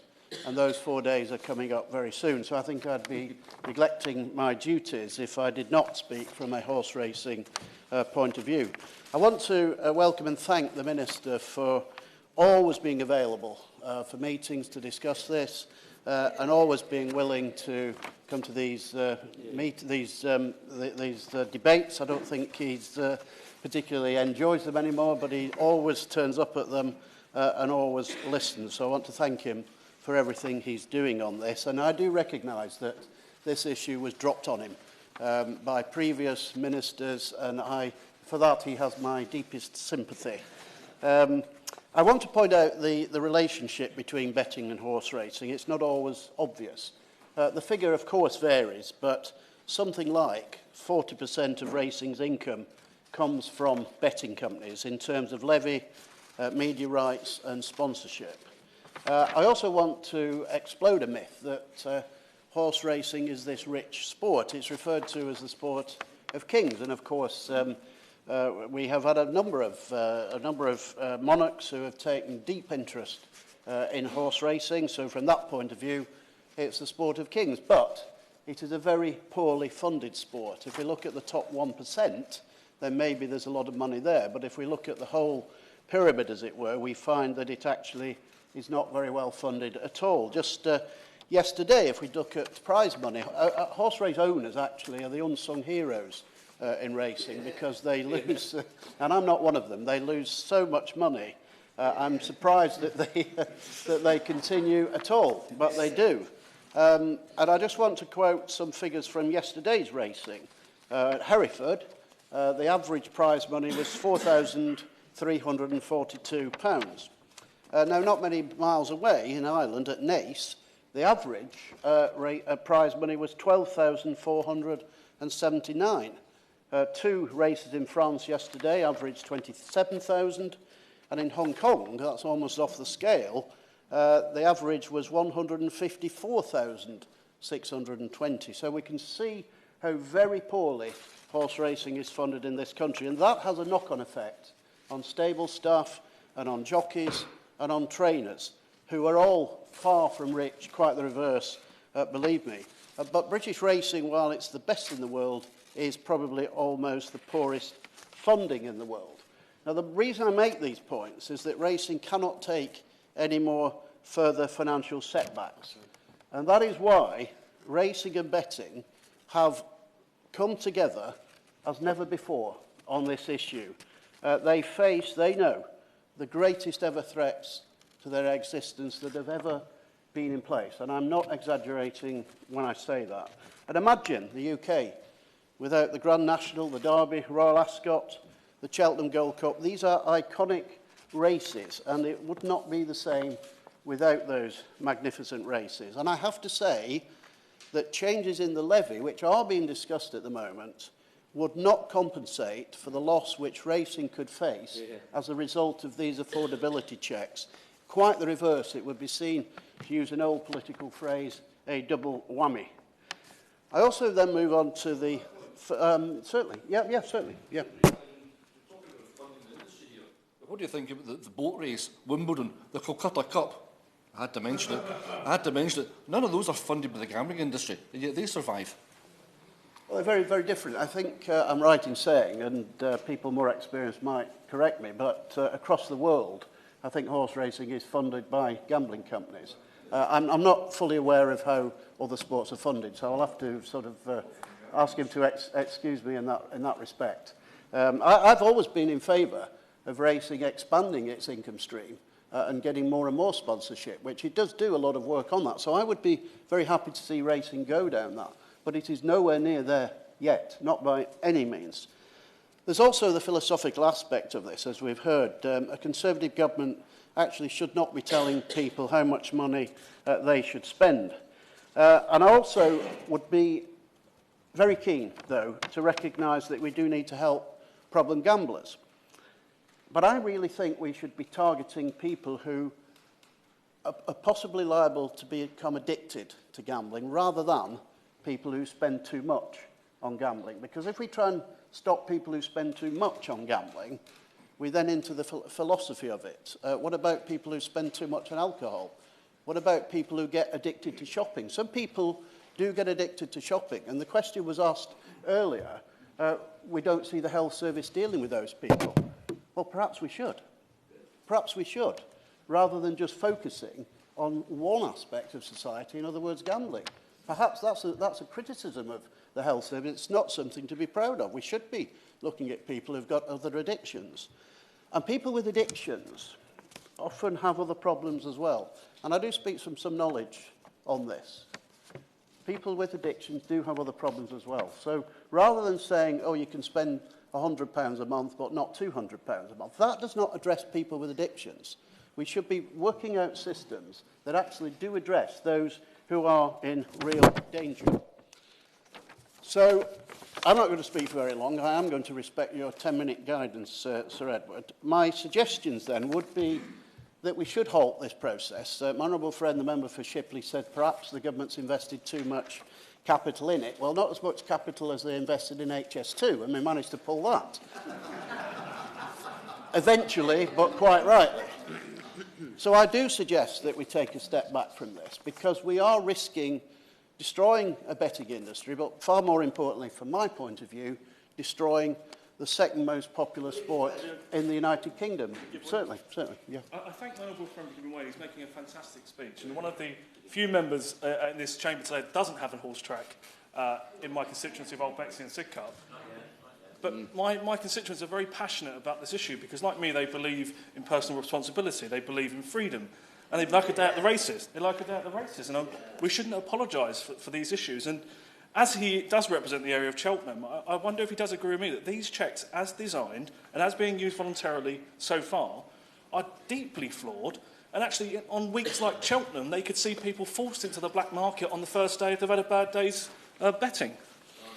Well, my friend's absolutely right. The black market is a real threat. And I'm afraid the tobacco industry, yes, they may have made a lot of it, but it was actually because people were turning to the black market. You know, it can't be denied. A committee I chaired years ago looked into that in some detail. And, of course, people did go to the black market, and they're likely to go to the black market through wanting to have a frictionless bet that doesn't cause them a load of trouble. They're already doing it, Sir Edward. It is already happening. We're getting evidence of that regularly. Yeah, my honourable friend. I'm very grateful, as Emily speaks up very well for the racing industry. Was he surprised, like me, to hear the SNP appear to be arguing that they don't want any income for racecourses from the gambling industry? Would he agree with me that the people at Perth and Musselburgh and Hamilton and Ayr and Kelso will be very interested to hear that that seems to be the view of the SNP? Well, my honourable friend tempts me to go down a road I'm not quite sure I want to go down. The SNP are very capable of speaking for themselves. I'm coming up towards my 2 minutes. Did the honourable member wish to? Yep. I was saying there has to be an equitable form of funding all other sports. You can't just focus on horses and say it's the only one to benefit from it. There are other sports enjoyed throughout the United Kingdom. OK, I think I did answer that before, Sir Edward. So what I'm saying to the government is, look, we all want to protect vulnerable people. We do not want anybody who is vulnerable to addiction. You know, if we talk about the analogy I always use, is if we go in a pub. Now, the pub makes its money through selling alcoholic drinks to people, but it doesn't want alcoholics in there. It doesn't want people who are drunk in there. They want people who enjoy a drink without causing any problems to themselves or to anybody else. So that's the analogy I would use. So I would suggest to the government, I would say to the government, this is deeply unpopular in the racing industry, deeply unpopular in the betting industry. Many, many colleagues of my own party and other parties are very, very concerned about this. We're not saying let's not take measures to help vulnerable people. Of course we should. But this is not the way to do it. So I would ask the Minister to have a word with the Gambling Commission and put a halt to the pressure they appear to be putting on companies who are already taking steps, and we are already seeing the loss of income to horse racing. Say to them, hold it a minute, hold your horses, you might say, hold it for a minute, let's have a rethink on this. I would suggest to the Minister, let's get interested parties around the table. I think that suggestion was made earlier. Let's not rush this. Let's think about how we do it properly. As I say, the Minister is not to blame for this. He's had it dumped on him. But, Minister, please go back to the people who are pressing this policy from wherever in the Conservative Party they are, and let's say, this is a dangerous policy, it will not work, there's a lot of opposition within our own party to it. Let's get people who know what they're talking about round a table, let's talk about it, and let's see what progress we can make working together. Pleasure to serve under your chairmanship. I was worried that I was going to be declared a non-runner, but I'm glad to get under starters orders, having listened to numerous of my colleagues. And I want to say at the outset as well, in the Minister and the Shadow Minister, I think we're very fortunate, those of us who have an interest in this topic from whatever perspective, but also a wider interest in sport, that we have two people who are engaged, who are open to discussion, and who are very involved in every aspect of their brief, and we're very lucky to have that. In fact, I saw the Right Honourable Gentleman, the Minister, yesterday, and I thought to myself, he is the great white hope for the Conservative Party. He appeared on our television screens and received a rapturous applause and foot-stomping and acclamation on Merseyside. I'm sure it was coincidental that it was at Wembley presenting Jurgen Klopp and Virgil van Dijk with the League Cup as part of the presentation party. I want to draw attention to my declaration in the Register of Interest, and I always say at this point that having owned horses and gambled on horses, I have given a lot more to racing and betting than it will ever give me. But I'm happy to draw I will. If he reminds me, can I also draw the House's attention to my register? I'm lucky to be strongly supported. I've been strongly supported by those in Newmarket. Delighted to give the Right Honourable Gentleman the opportunity. And I want to be emphatic about this so we're very clear. I am here to speak on behalf of Haydock Park Racecourse in my constituency in St Helens. I am here to speak up for the 100,000 people who signed this petition, decent, honourable, good taxpayers in this country who have a concern about this and a love for horse racing, and to say emphatically that the whole of the horse racing industry, if I might cheekily say it, not an industry that is widely known for its unanimity on issues, one might gently say, the whole of British horse racing speaks with one voice on this issue and its concerns on this issue. And I'm the co-chair of the all-party parliamentary group with my colleague from Tewkesbury, and this is an interest and an issue that unites people in all parties and across the House. Look, I want to step back a little bit and look at the bigger issues. Many of the points that I would wish to have been made already, and I furiously agree with the honourable gentleman from Shipley on this, as indeed I do, I fear, on too many issues, but certainly on this, and he made a lot of the points that I wish to. Look, I want to say three things. I will, of course. That admission is far more damaging for his reputation than it is for mine. Indeed, I fear it was mutually assured destruction, Sir George. Look, I want to say three things. This is bad policy, both in terms of the concept and the philosophy behind it, the purpose and indeed the efficacy of it in addressing that purported reason. Secondly, the detrimental, disproportionate and frankly existential impact this will have on British horse racing. And then thirdly, I think what government, racing and betting can do to try to fix this, work together and address their respective challenges. Look, having praised the Minister, I don't wish to bury him, but this isn't racing's fault. It's not betting's fault. It's not even the Gambling Commission's fault. They haven't led us to this. It's the government that has led us to this. It's bad policy by any objective measure, and it's hard to find any objective measure because this is not evidence-based. It's incoherent, and at many levels it's in response to anecdote and to emotion. I find it incredible that as an old-fashioned working-class Labour man I say this, but this is massive government overreach and infringement on the right of the individual. No other legal leisure activity in the UK has the government set out spending limits in this fashion. I think net loss is a terrible barometer. It takes no account of the hugely different ranges of disposable income that individuals have. And a floated £500 trigger per 365 rolling days a year, it's equivalent to £1.37 a day. I think the Honourable Lady opposite mentioned that figure earlier. I mean, that's the equivalent of doing the English Lotto, the Euro Millions and a scratch card a week. And if the purpose is to tackle problem gambling, I think it's an odd solution. I think tools that already exist, like self-exclusion and deposit limits, those measures are more effective, and if necessary, a conversation can take place with betting about how they can be strengthened. And ultimately, I feel, and I do speak with experience of this, friends, family whose lives have been devastated by addiction. But it's about the individual and their behaviour, and it's about responsibility. If you want to gamble, you will find a way to gamble. And the point about the black market is, I respectfully say, an important one. Because if you want to gamble a lot, you'll be able to gamble a lot. Now, we're not talking about the old fella in the pub who takes a friendly bet on a Saturday.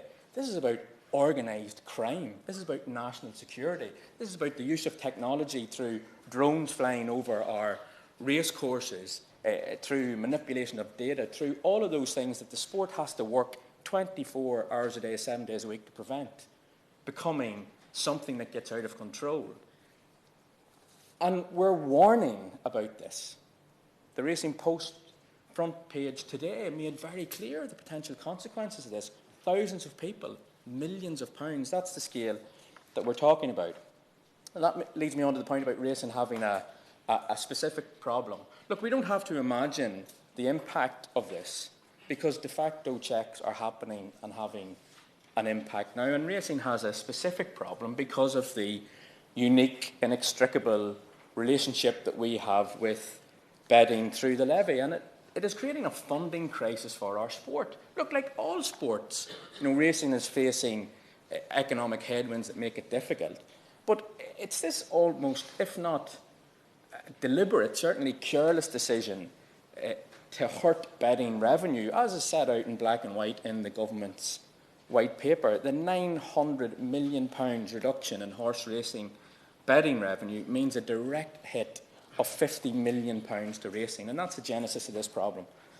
The right honourable gentleman from Chingford, who's no longer in this place, he pleaded in aid the on-the-rail men, the course bookies, and I've been a great defender of those, along with so many others, and there is nothing better than being on a race course and having a bet in the ring, looking at the various odds and enjoying the fun of the spectacle of well, we don't have the tic-tac anymore, but certainly the theatre of on-course betting.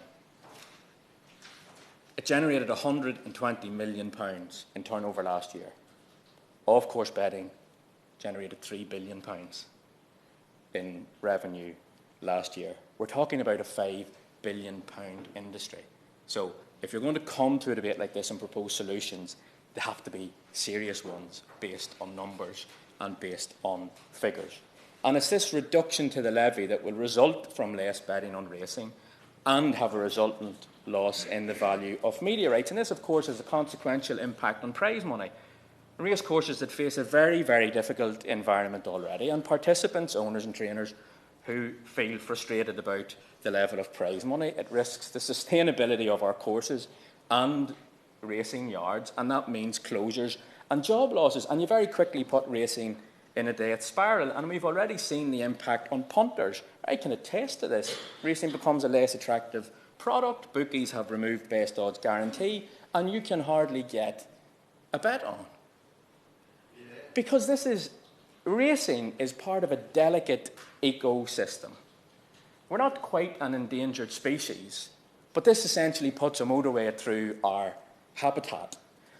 And it's funny sometimes I hear when I take part in these debates that somehow it's a pro-bookie approach or one's in the pocket of the gambling industry. The Shadow Minister represents a constituency like mine, a very proud working class constituency. She's from the same Labour Party, a bit of the Labour Party as me, the sort of sensible bit of it that's rooted in communities. My relationship with the bookies is adversarial. I want to beat the bookies. That's the whole point of gambling. I want to take money from them. So it's as the honourable gentleman from Shipley says, I rail against sometimes the bookies, but it doesn't mean that I don't understand the vital contribution that they make and that they play in horse racing. So look, to bring that together, I suppose, what is it that the government, racing and gambling can do together? Well, look, the government should bin this idea, preferably permanently, but certainly until the promised frictionless element is proven to be just that. In my view, generally, government should ensure that racing and betting are well run, well regulated and fair, that they continue providing jobs and contributing to the economy. And on racing specifically, it should recognise the huge impact in communities and the wonderful enhancement it is to the UK at home and abroad. And other than that, they should butt out, and the Minister should enjoy an odd day at the racing. But other than that, government should let those two respective industries get on with it.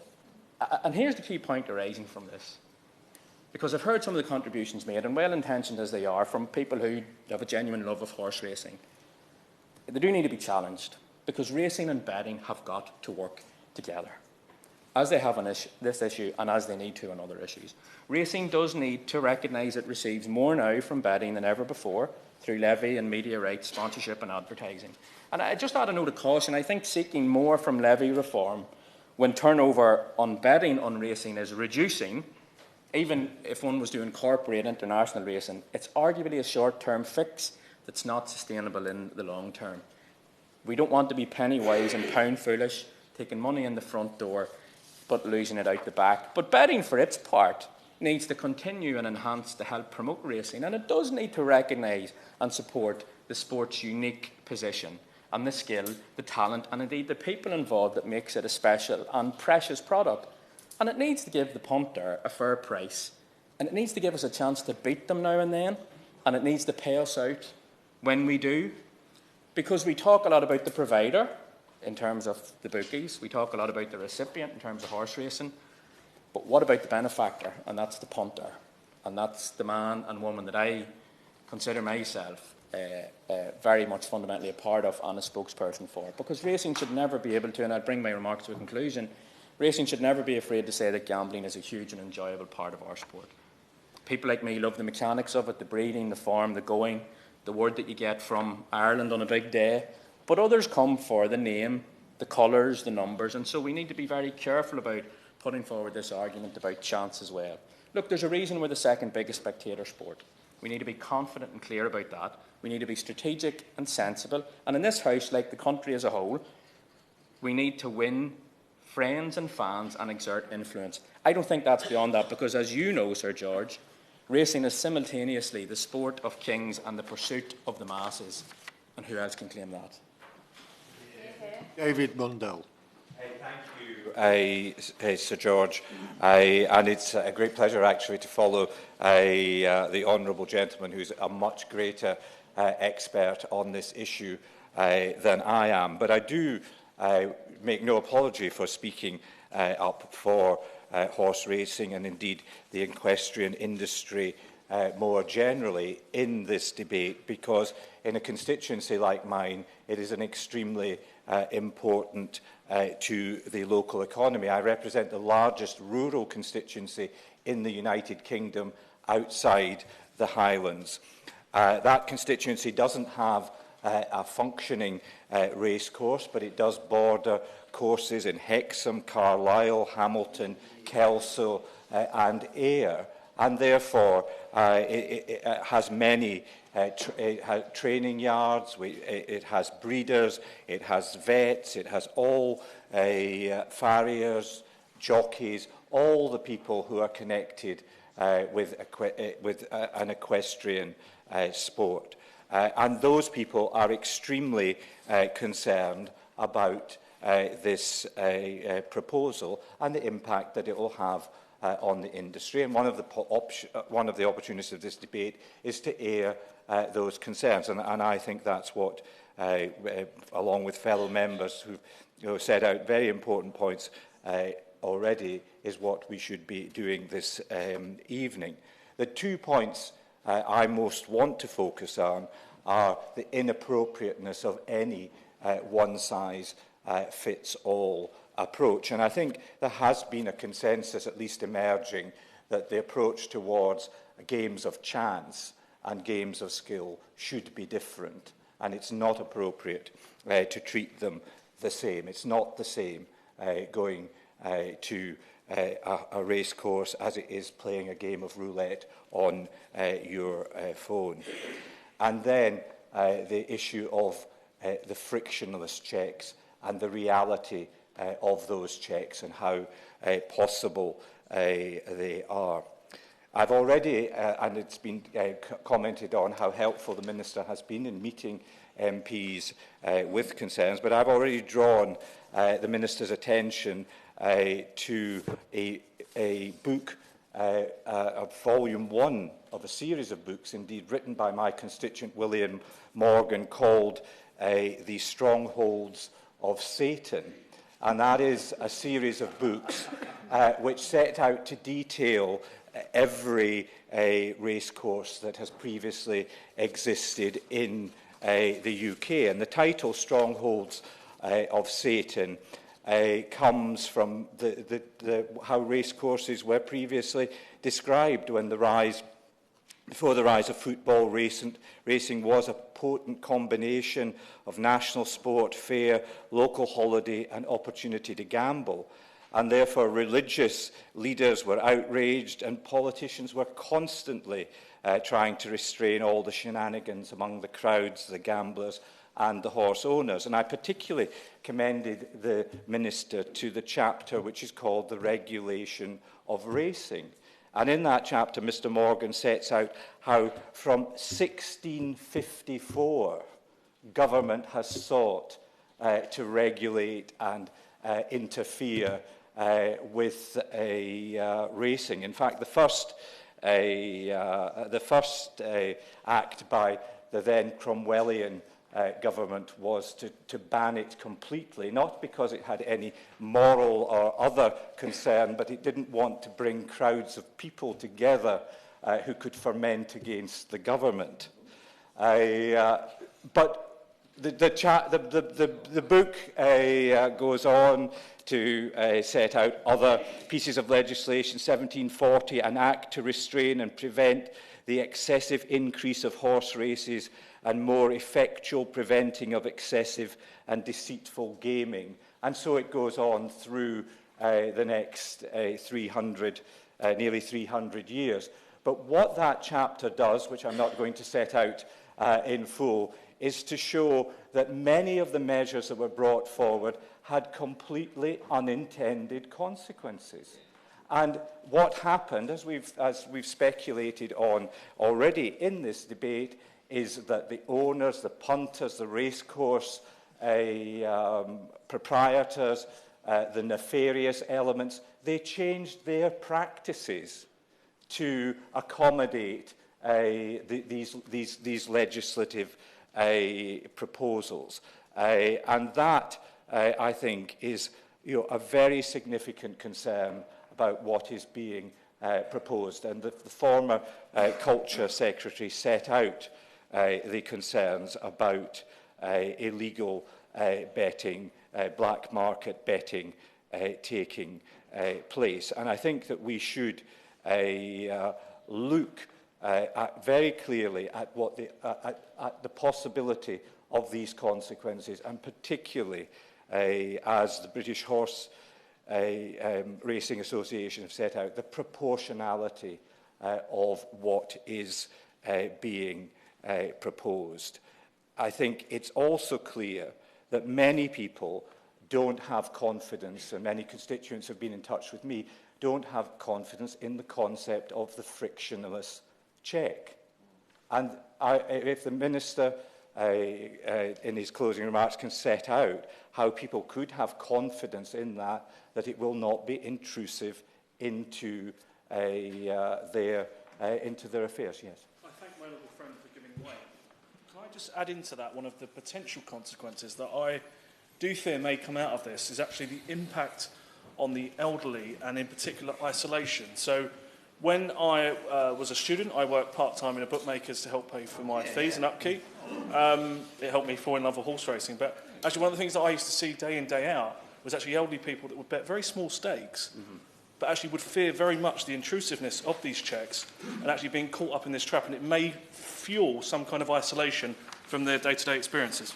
Well, I take very much on board what my honourable friend says, and I can read to him a quote from my constituent Alexander McLean, who said to me, "I bet on sport, and I find it extremely offensive that someone should dictate how I should spend the money that I've already paid tax on. I'm 71 years old. I have no dependents. My bills have been paid. I have enough money stashed away to pay for my funeral. Why is the government subjecting me to this?"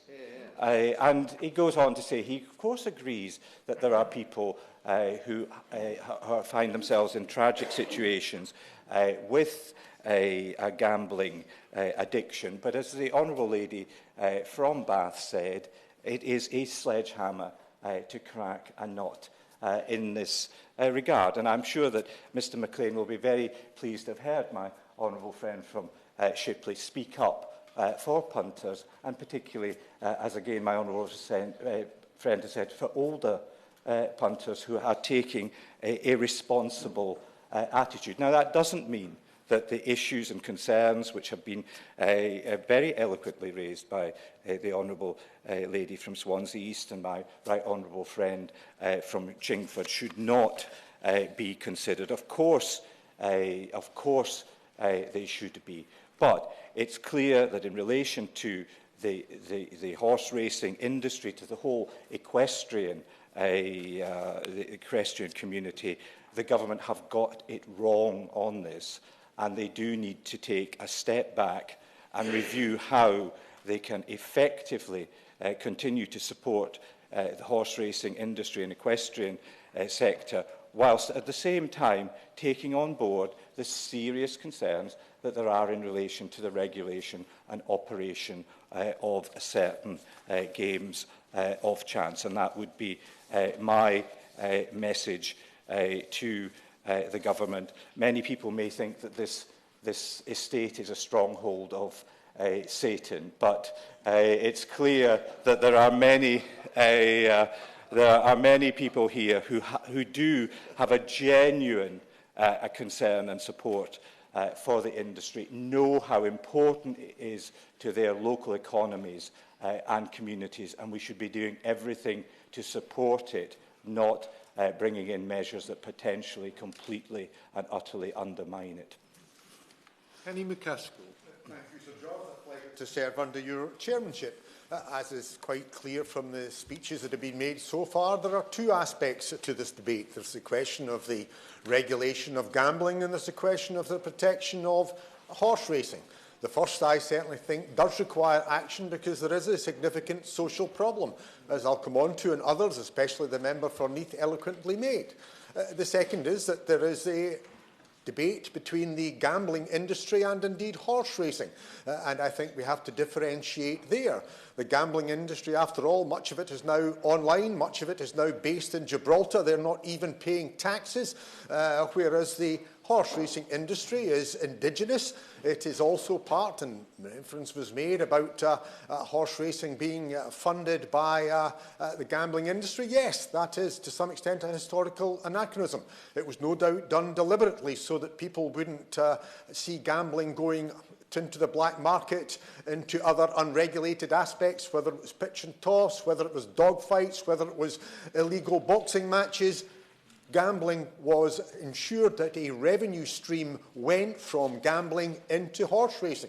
And that is fundamental, because the member for Tewkesbury was correctly saying that people might think that horse racing is flush. It is not. I, along with others, declare an interest in having a horse racing within my constituency, because I do represent Musselburgh. Musselburgh has had its challenges. Musselburgh has had to be sold and has now been brought by Chester. Indeed, at one stage it looked that there might not even be a buyer, because it's not as if people are lining up as they are to buy English Premier League teams or even Scottish Premier League football teams. There have been redundancies there that I had to interfere with and speak to the management about. They were done reluctantly, and we have had to see it accord to that. So there are challenges in that sector, and some of this, the subliminal aspect by the gambling industry, is to reduce the amount of money that they put into horse racing, because they don't have the same involvement in funding football or anything else other than the money that they make from it. But going back to the primary issue of gambling, there is a problem with gambling. People do suffer, and we have to recognise that.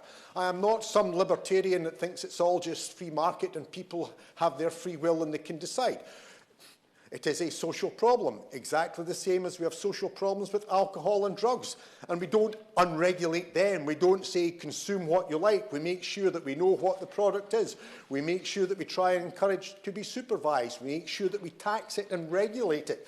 We can argue, and I certainly argue, that we go too much too far on drugs and not sometimes far enough on alcohol. But we have to make sure that we regulate. And what we have to recognise with gambling is it has transformed. As a child of the 60s, gambling was basically done in a bookies. That was a foreboding, intimidating place into which working men went, perhaps in a flat cap, which women would not be seen in, which respectable men would probably not wish to be seen going into. They kept very limited hours, and indeed in some ways, certainly when I was young, they almost seemed quite intimidatory in many ways. I now have a flat in Dunbar, and I look across the high street, and there is a bookies. And it is open early in the morning, and it is open until late at night, and people of all ages, genders, ethnicities are going in. Far too many, I have to say, much as I'm not opposing people enjoying a flutter, as I'll come on to say. So the whole nature of the industry has changed. I remember being briefed as Justice Secretary by Dr. Reith from Glasgow, who is a world expert in gambling and how gambling has changed because of the nature of how it is done. People can now literally lose not just their shirt, they can lose their house overnight if you've got multiple credit cards. So there does have to be regulation. The nature of who gambled has also changed, because ethnic minorities who might not have gone into the working class, working man's bookies are now going elsewhere. I remember hearing in Scotland we had significant difficulties with Polish and East Europeans who were working in the casinos and actually socialised in the casinos, and therefore actually developing a gambling problem in the casinos because that was where they hung about. But women and, as I say, people who wouldn't otherwise have gone in. So we have to target and address gambling. I don't disagree with that. I think what we have to do is quite often address supply rather than demand, which is why we have to look at regulation in terms of sponsorship of football teams, the advertisement that goes on television that is basically down your face. You want to watch the football, but are inconvenienced by being told, beckon this, the number of corners, being able to cash in, or all these things. That is entirely separate from horse racing. Yes, gambling is an inextricable part of horse racing. If people do go to a horse race, they do wish to gamble. Some will probably gamble too much and will regret it, but in the main, they will not do so. It is a day out. It's the same in other constituents as it is in my own in Musselburgh. It is an event at which people go to. The Ladies' Day is very colourful, as it will be in all of them, whether in hats or other dresses and whatever. And indeed, people come far and wide. It is part of the local economy. I did say that there had been redundancies, but it still provides both employment there, and indeed in the days when it's racing, it provides for the hotels, the guest houses, the hostelries. People make money, and there's a supply chain and those who are related to it in terms of providing for the horse racing industry. And if we cripple it, not only do we face the risk that the likes of Musselburgh will close, people will continue to watch horse racing and bet on horse racing, but it will be, as I think the member for Tewkesbury said, it will be the races in Ireland, the races in France, the races in Hong Kong or whatever else, and that's why we have to protect it. That's why, as I say, we have to get the balance right. I remember as Justice Secretary bringing in legislation to actually be quite firm on the sale of alcohol. It's something that I think was correctly done. Equally, I remember being criticised at some stage because I gave the licence back to Murrayfield Stadium. People said, how can you be cracking down on alcohol and yet allow an alcohol licence into Murrayfield Stadium? To which I answered that we are not against alcohol, exactly the same as we're not against gambling. What we are is about ensuring that it is carried out in a safe and secure manner, that it is regulated, that people can be protected, sometimes even protected against themselves, which is why I do believe that you do have to take action in these social problems. We are our brother and sister's keeper. And it is, and the result may not have gone the way most members, other than the two of us here from Scotland, perhaps went on Saturday, but it would have been enjoyed. And actually, it was better that people went to the stadium rather than sat in a park drinking cans or bottles and then rushed to the game late on. It was better that they went and had a few drinks and consumed it safely, supervised. That is why, as Justice Secretary and in terms of alcohol legislation in Scotland, we were always very supportive of the on-trade, because we much preferred that people went to a public house where the alcohol industry want to sell you a premium product at a premium price for them, but in a manner that's safe, secure, and that they can benefit from. That is much better than people being sold almost unlimited supplies of high-strength, low-price alcohol from supermarkets or wherever else. And there are corollaries to that with gambling. What we have to do is stop people losing their shirt, never mind their home, by having games of chance, by having puggy machines or whatever sophisticated name goes with them now, that sit in betting shops, that can go online, as I say, literally get a credit card and see their savings disappear. What we cannot do, as I say, is undermine where people can go and have a flutter and enjoy themselves, where it's part of that day out. So, by all means. Just gently say to him, he's making a very interesting speech. Can I just refer him to the comments made by the Honourable Gentleman for St Helens in his speech, when he made clear that without the levy income that horse racing generates from online betting, Musselburgh Racecourse and the other racecourses wouldn't exist for have a nice day out and a bet at the ring. That actually the income from online gambling for the horse racing industry is absolutely critical for horse racing to continue in this country. Well, yes, I mean, it's the way I've expressed it. I mean, I think I said at the outset I am conscious of the requirement that Musselburgh and indeed other racecourses have to get that income from the gambling industry. If people now do it more online as opposed to going to the betting shop, even the one opposite me in Dunbar, then that has to be accepted. What we have to do is to have that relationship between the money. What we have to separate are, as I say, the position of gambling that is being sold in every shape or form as it is, as opposed to a entertainment, because that is what horse racing is. It is an entertainment in which gambling is a legitimate part of it, and have to sustain that. Obviously, the industry seeks to make more money out of encouraging people to bet and gamble on football, because they don't put the same money in, other except in terms of shirt advertising or whatever else. It doesn't benefit the grassroots game or any club. So, as I say, I think what the government has to do is to make sure that it does take action that is necessary against gambling. Primarily, as I say, not the those who are at the turf in places such as that. And I fully accept the point the member's making that how people place a bet now is literally not going into a betting shop, but on their phone, not even on their computer, but provide the protection for what is an industry. It may be an anachronism. You can make an argument that other sports should get the benefit, but I think we are where we are, and we have to recognise that this is where we have been as a society.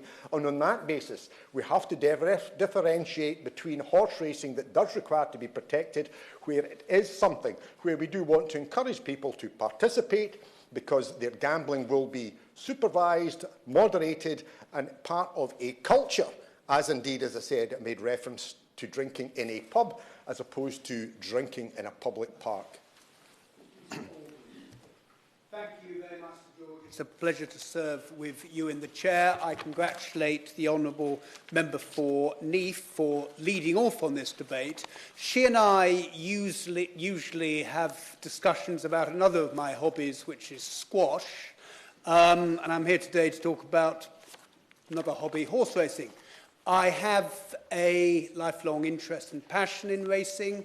I have in the past owned legs and hairs of racehorses, not very successful. And at the moment, I own the farm at home. We have a broodmare and we have young stock. And I have an ambition to get those horses onto the racecourse, as crazy as it may sound. And at the moment, the greater problem is dealing with mud fever rather than probably affordability checks. But affordability checks are very important. And as we're hearing, I don't, like everyone else, there is problem gambling is a major problem.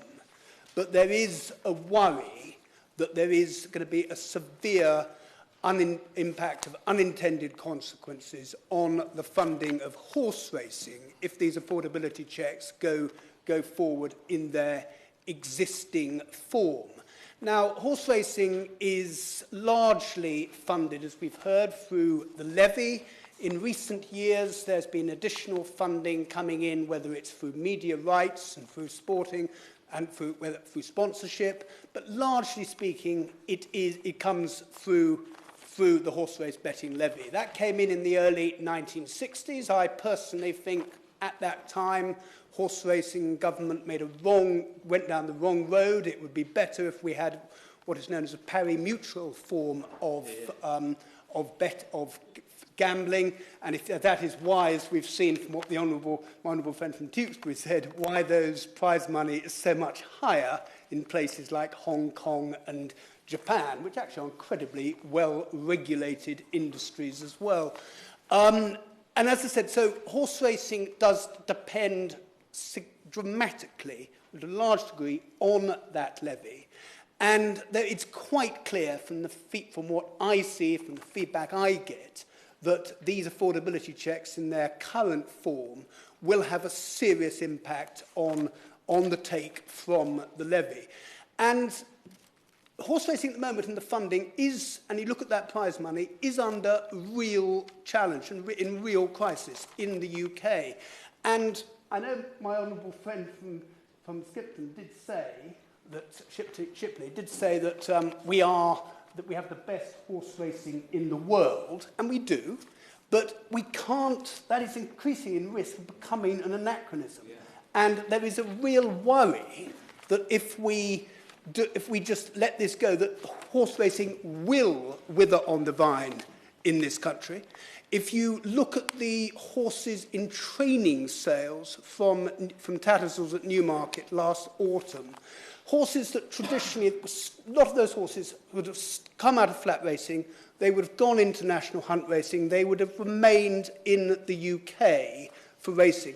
They're now actually going all around the world, whether that is to the US, to Australia, and you have got emerging new industries in not just in Dubai and the Maiden, as we're seeing at the moment, but also in places like Bahrain and Saudi Arabia, which are making a real impact. And a lot of those horses are going to those places. And if you look at the owners of those places, if you look, a lot of British owners are racing out there. And if you watch the racing on Saturday afternoon, A very well-known racing figure, Sir Alex Ferguson. Where was he? He was at Maiden. He wasn't watching his horses run at Kempton. And so that is what I'm worried where we may be heading. I think it's also important to emphasise, and we've heard great stories today about everyone plug for the racecourses that we've got all around the UK and how important they are for their local economies. And that is very true. And actually, one point I would just highlight, which I picked up in the Racing Post over the weekend, it was you had the launch of the weights for the Grand National last week. And one of the articles was saying that actually the Grand National meeting every year, it puts more money into the Liverpool economy than the Eurovision Song Contest did last year. So, and I think that is repeated. Obviously, we're going to see it at Cheltenham, we see it at York, we see it at Goodwood, we see it at those festivals that take place all around the country. And so that is at risk. But the racing supply chain, it extends far beyond that. It extends, as we say, into those training centres as well. It extends into the countryside, onto the studs. It also then, you have places where horses are pre-trained. You also, importantly, have places where horses are retrained. When horses have finished their racing lives, they are retrained for alternative uses and for alternative activities. And so that, it's the tentacles of racing extend a long, long way. It's not just also in the countryside. It's also into the towns and into those licensed betting offices, those LBOs in the high street. And I know the Honourable Lady has a concern about that, but certainly if I look in the town where I represent, there hasn't been a dramatic increase in LBOs, and they are a very important part. If I've misinterpreted the Honourable Lady, I apologise profusely on that, but they are very, very important in those high streets. They tend to have a sort of family feel about them, in that the staff there, and there are actually a lot of women who now work in those shops, it's the good family relationship with the punters in there, and if people start getting sort of out of control very, very quickly, hang on, do you know where you're going on that? So there is that long supply chain.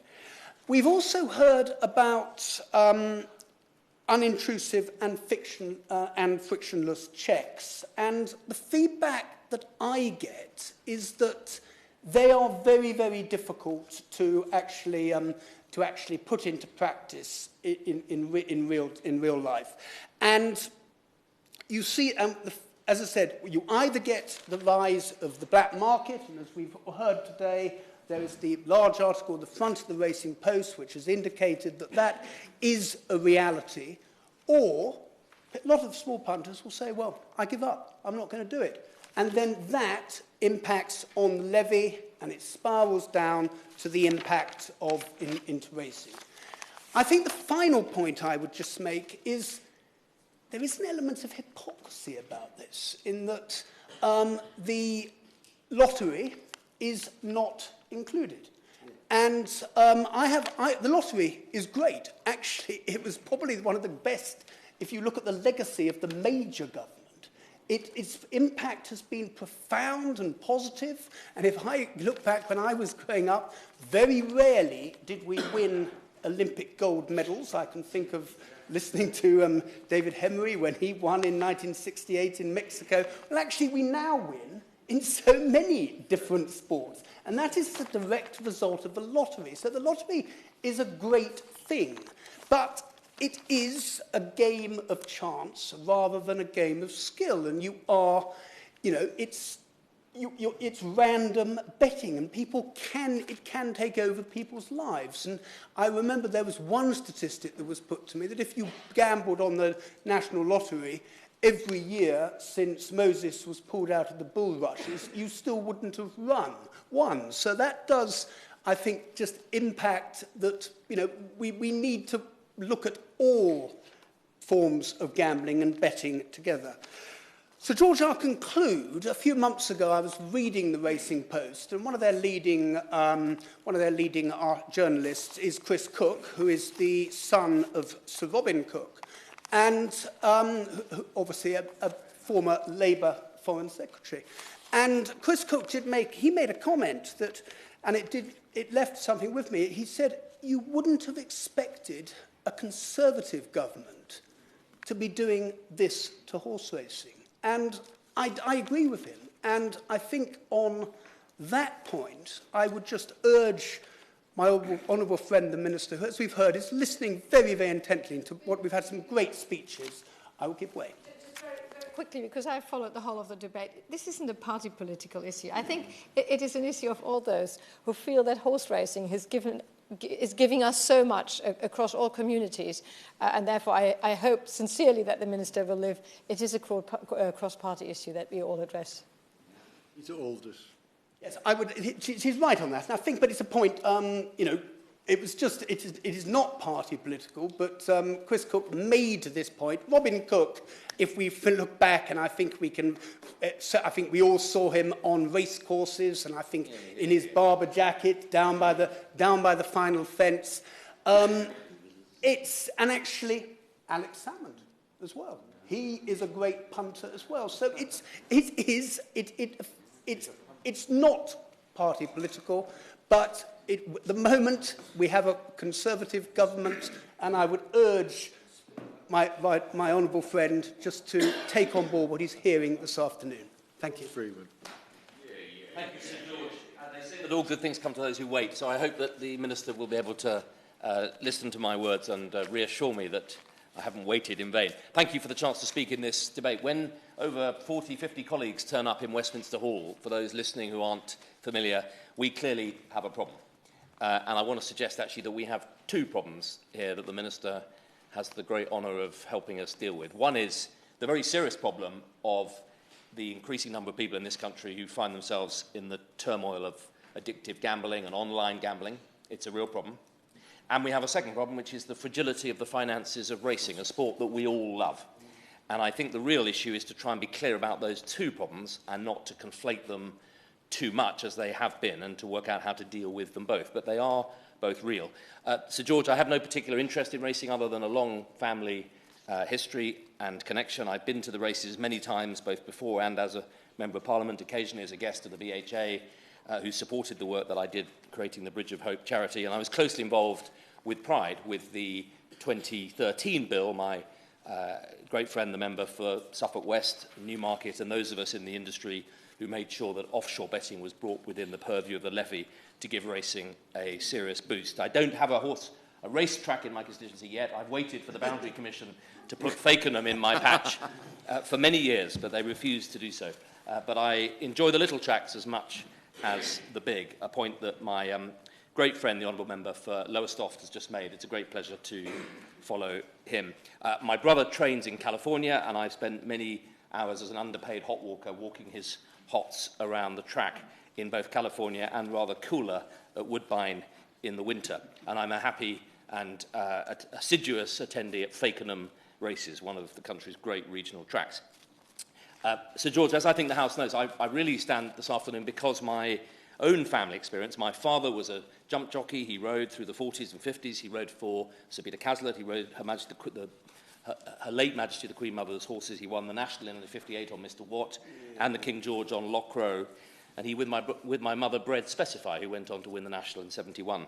But his story is a tragic story because after many head injuries, head injury-induced depression, psychosis, alcohol addiction, gambling, bankruptcy, his life, and indeed my family's, collapsed in 1967. A very familiar tale of many sporting heroes, and it's a story that, thanks to the great work of racing, we don't see anymore because we're better at looking after jockeys, we're better at detecting injuries, head injuries. And it is in that context, really, that I want to just make very clear that I'm rising today really because I take very seriously the unintended consequences, the damage of great sport when not properly regulated, and the damage of gambling and bankruptcy. And I'm not at all relaxed about those dangers. And it is, therefore, I hope, all the more powerful when I join colleagues who've spoken today in saying how seriously I worry that this well-intended measure designed to tackle the curse of online gambling is in danger, in fact, of not solving that problem, but exacerbating another, which is the deeply fragile finances of a great sport that I think we all, across all parties here today, have expressed our love for. And I'm really fearful that we are in danger of making what in 15 years of government and 30 years of watching I've seen as the all too familiar mistake of do something-ery. Something must be done, this is something, let's do it, using a sledgehammer to crack a nut, the law of unintended consequences, punishing the innocent and doing very little to tackle the real problem that we're after, and seriously damaging the financial resilience of this great industry. And I think that would be a huge mistake, a great shame on us as a generation and on the government that allowed it to happen. And I'm in that spirit, I'm here to try and give the Minister some helpful tips on how we might find the right way through this. I wanted to thank the petitioners who brought us here today, and the Racing Post and British Racing, who've done such good work to raise the issues. And I wanted to look at the British Racing brief and just highlight 3 really important bits of data they've shared with us. The first, on the impact of these measures. As a result of the Right to Bet survey, 15,000 horse race bettors surveyed in the autumn. More than half said they'll stop betting or bet less if new checks are introduced. 1 in 10 bettors already using a black market bookmaker. 40% are prepared to use the black market if clunky enforcement affordability checks are implemented. 90% oppose postcodes or job titles being used to determine their ability to bet, and 26% have already experienced an affordability check ahead of any legislation being passed. Secondly, the briefing makes clear the full impact of these reforms as introduced, if they're introduced as they stand. Potentially £50 million cost to this industry that is already, as my honourable friend, the member for Lowestoft, has just made clear, is already struggling. That is not something that we should lightly accept. And then thirdly, the point that they make that the 500 a year upper threshold for frictionless checks works out at a net spend of just £1.37 a day. Are we seriously intending on damaging the viability of this great sport, this great industry, in order to look busy in monitoring a £1.37 risk? This is a disproportionate measure, and I fear it's going to have major unintended consequences. I won't, Sir George, rehearse the arguments that have been made very eloquently by many colleagues. I did just want to highlight that there are many who can't speak here today, many peers in the upper house who've taken a very strong interest, I won't name them, and the members for Stratford, for Whittam, for Hexham, who is a minister and therefore can't speak here today, but himself a distinguished amateur jockey who would have spoken today if he could. There are many people across this House who haven't been able to speak today who would have done very forcefully. I want to make 1 or 2 points that haven't perhaps been made as fully as they might. The first is, and this has been made, that racing is a vital mainstay of the decentralised rural economy all around this country. And it's absolutely key to the levelling up mission that the government has set out. Yes, it is the sport of kings, as others have said. It's also the sport of stable lads and ladesses, the sport of small businesses all around the country. It's the sport that provides the pyramid at the bottom of which are the point-to-points and the pony clubs and all of that grassroots equestrian activity that we love and rely on. And from Yarmouth to Chepstow, Wincanton to Kelso, Cartmel to Catterick, many tracks are really integral to their local economy. It touches on and is instrumental in 60 marginal seats, not a small number in an election year, 80,000 direct jobs, 100,000 indirect jobs, and 8,000 SMEs. This isn't a fringe activity. This is a very key activity at the heart of our decentralised economy. And I would just make this point that this isn't, an earlier speaker suggested, well, we don't need betting to support the boat race or to support one-off events. Horses are not machines, and you can't have an industry based on 1 race a year. The reason we can have the Derby is that we have all of those other races that build up to it, the same with the Grand National. These are the pinnacles of great pyramids of activity that start at small, windy tracks all around the country. And horses can't just be parked for 364 days a year and then asked to run. And the training of horses, the conditioning of horses, is something that requires activity all through the year.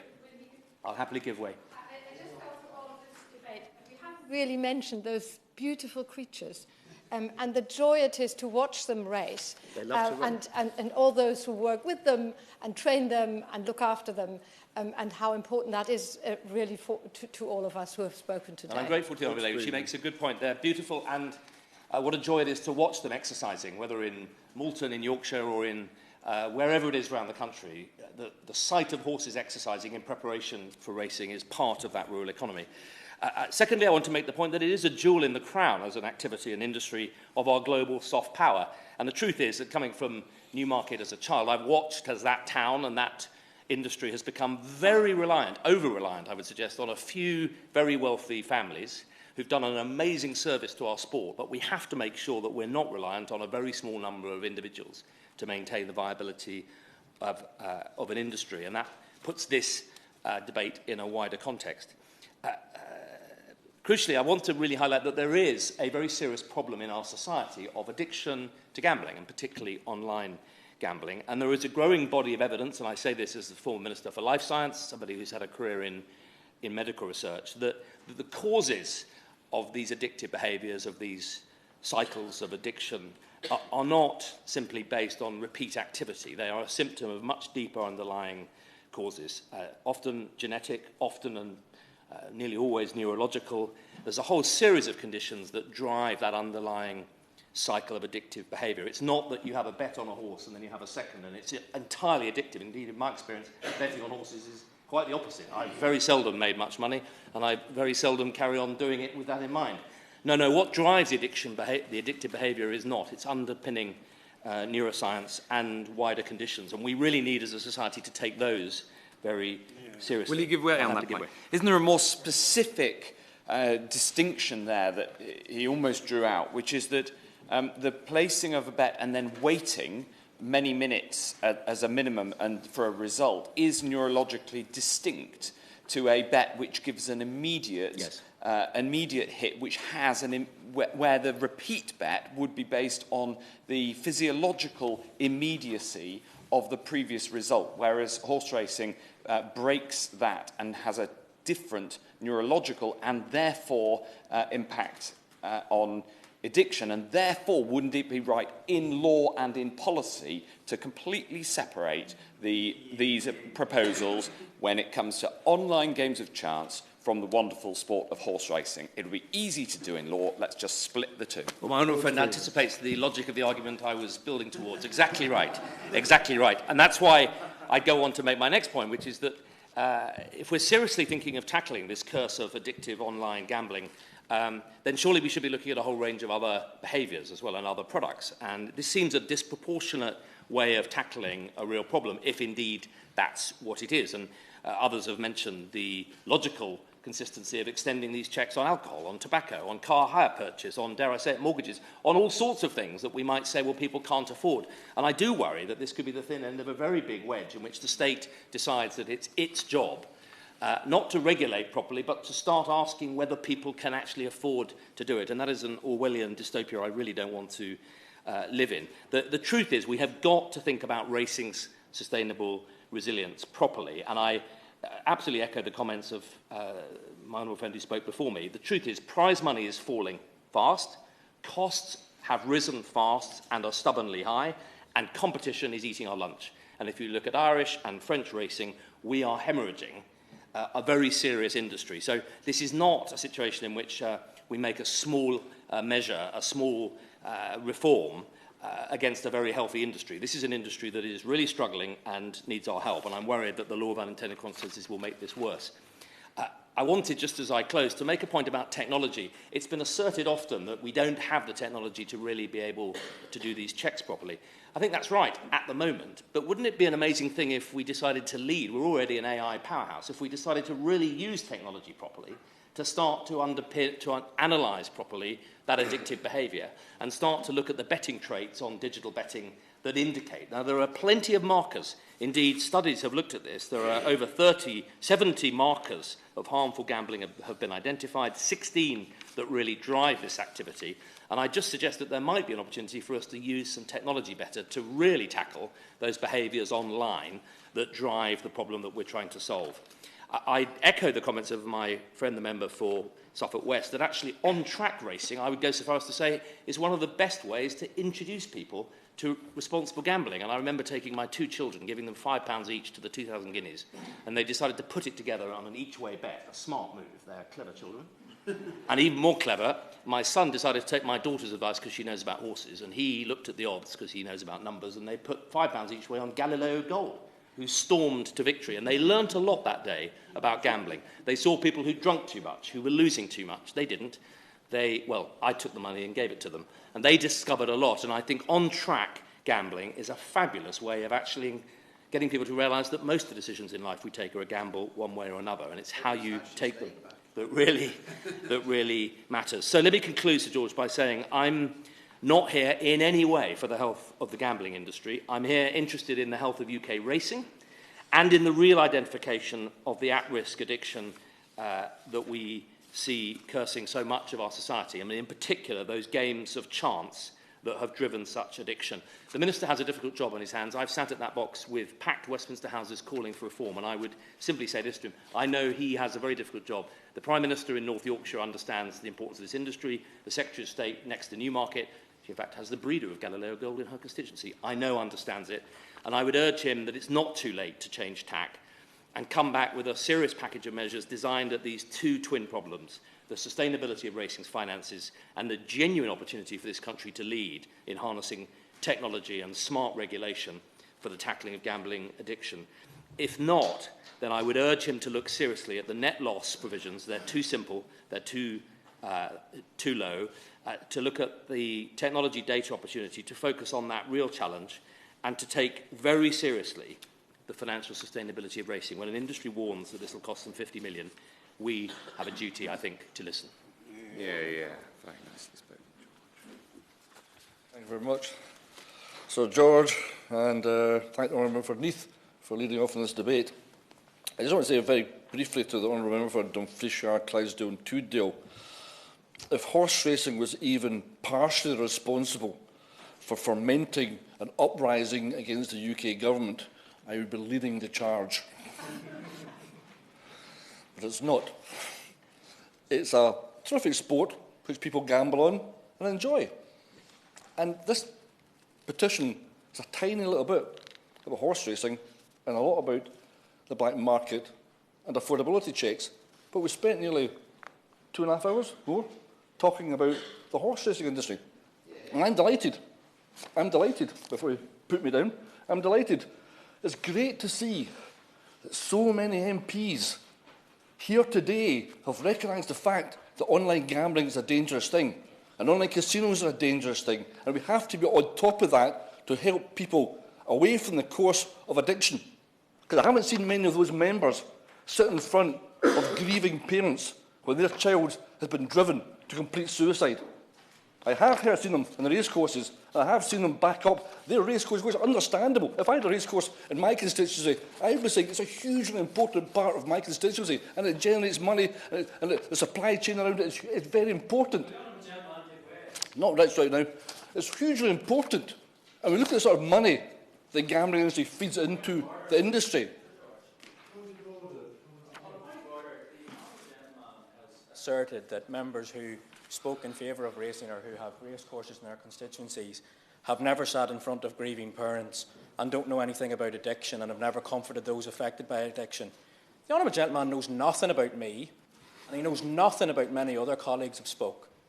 And I'd ask him to be very careful about how he approaches what he says, and that he has sensitivity before making assertions about any member here, or their motivations, or their families, or their experience of addiction. Not a point of order, but the honourable gentleman managed to get that off his chest. No, I absolutely take on board what you said, and I apologise if I've worded that wrongly. I was talking about the sessions we'd had, the APPG for gambling department. I appreciate, as was pointed out earlier on, that many people have been touched by the curse of gambling addiction. I apologise if I got that overhanded. Yeah. The point here is that this, I think it's understandable that so many people have raced to sign this petition. They've been motivated to sign this petition, 649894, which calls on the UK government to not implement proposed financial risk checks for online gambling. The gambling industry led and paid for this lobby have been hell-bent on spreading disinformation, which is designed to create uncertainty and raise concerns amongst people that enjoy the occasional gamble. I understand the punters' point of view when they feel the fear behind this, because that's the message they've been fed. The truth about affordability checks is, however, more complicated. I am not a prohibitionist. How many times have I had to say that? I'm not trying to ban gambling. I do want to create a safe environment for gambling. It may come as a surprise that affordability checks were not the invention of the APPG on gambling-related harm. This is not some mendicious ploy that the group is using. It's an idea that was mooted in 2019 by Tom Watson, when I believe he was still the MP for West Bromwich East. And industry leader Richard Flint, when he was at Sky Bet, supported Mr Watson by saying there are too many people losing money that they can't afford online. We need to work together as an industry and with the government to limit that. I think that limits on spend rather than stakes is the right way to go, and those limits should be based on affordability. He also acknowledged that these limits could lead to a drop in operator revenue, and clarified that by adding, there will be some online firms in the short term that would make less money as a consequence, and added, and getting straight to the point, but then that spend shouldn't happen anyway. A point that maybe the Jockey Club should consider as our CEO launched this petition, citing a potential loss in the horse racing betting levy, which according to their own board's annual report was worth £100 million or £5 million lost. But what price? What price in a life? What price in the number of people who have been driven to complete suicide? Turning back to the need for affordability checks. A year later, at the 2020 Lords Committee, the UK's biggest operator, the CEOs of the Big Five, spoke enthusiastically about the need for affordability checks as a key mechanism to reduce harm. Industry CEOs saying that the way to go is affordability, and to ensure that when people come to our sites, they can only afford to lose or bet an amount that, quite frankly, they can afford and are comfortable with. So what's new? What's new is that since the White Paper, the Government and the Gambling Commission have proposed actual threshold figures for these checks.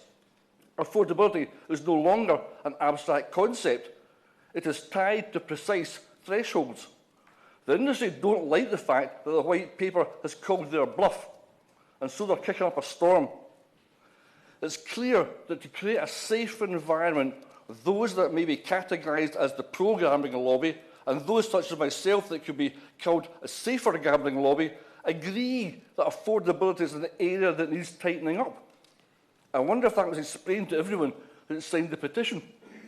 And when the petition says the proposed checks could see bettors having to prove that they can afford their hobby if they sustain losses as low as £137 per day, and that figure has been scoffed at a few times in this debate, £500 a year, nothing to us. Nothing to us as MPs on 86 grand a year, but £500 a year can be the difference between some people putting money in the meter or putting food on the table. And what we're trying to do is stop them getting to the point where they lose that money in the first place. So please don't belittle that. If the checks say they can afford it, then they can afford it. We're trying to help those at risk. Surely even all gamblers can see that because they understand risk. The UK government has already said the proposed checks are only on the very highest spending online customers. The Gambling Commission estimates that approximately 20% of customers' accounts would meet the threshold for a financial vulnerability check. The second line of this petition is about the black market. The Gambling Commission has already reported to us that the size of the online black market has been overstated by the industry and must be kept in proportion. The argument follows that if we want to prevent growth of the black market, regulation to prevent incidences of harm that lead to addiction is the solution to eliminating demand for a black market and not its cause. Harm prevention will mean fewer addicts, fewer self-exclusions and fewer attempts to circumvent the regulated market in the first place. And the next line, to me, is the key to this. We are concerned there will also be a negative impact on British horse racing finances due to a reduction in bettor turnover and resulting fall in levy yield. A Trojan horse, if ever I've seen one. And the point behind this... Sure. I've been listening with increased disappointment to the tone which the member's taken. And given the importance of tackling problem gambling, doesn't he also recognise, like the 7,000 people who live in my constituency, the importance of horse racing? And does he recognise that horse racing betting has equally low problem gambling associated with it as betting on the National Lottery? And the National Lottery is carved out of this, and therefore shouldn't horse racing betting be carved out of it, and then we can all concentrate on tackling gambling harms exactly as he would like to? Well, I bring your attention to the message that's been given out clearly by the UK Government. The Government are keen to ensure that measures such as these checks do not adversely affect racing or interrupt the customer journey. They also cannot push away high net worth individuals such as owners and trainers who invest in the sport. So I would suggest, it's not for me to say, the Government's all over this. The Government understands the difference between online gambling, casino gambling and horse racing. So the key to this, from my point of view, is that people are spending more than they can afford, and as a result, some are dying. That's a human cost, and that cost is completely unacceptable.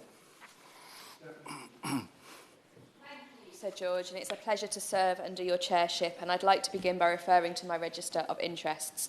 For over 100,000 people signed the petition on financial risk checks in less than a month shows the strength of feeling on this topic, and I'd like to pay tribute to the member for Neath for leading this important debate.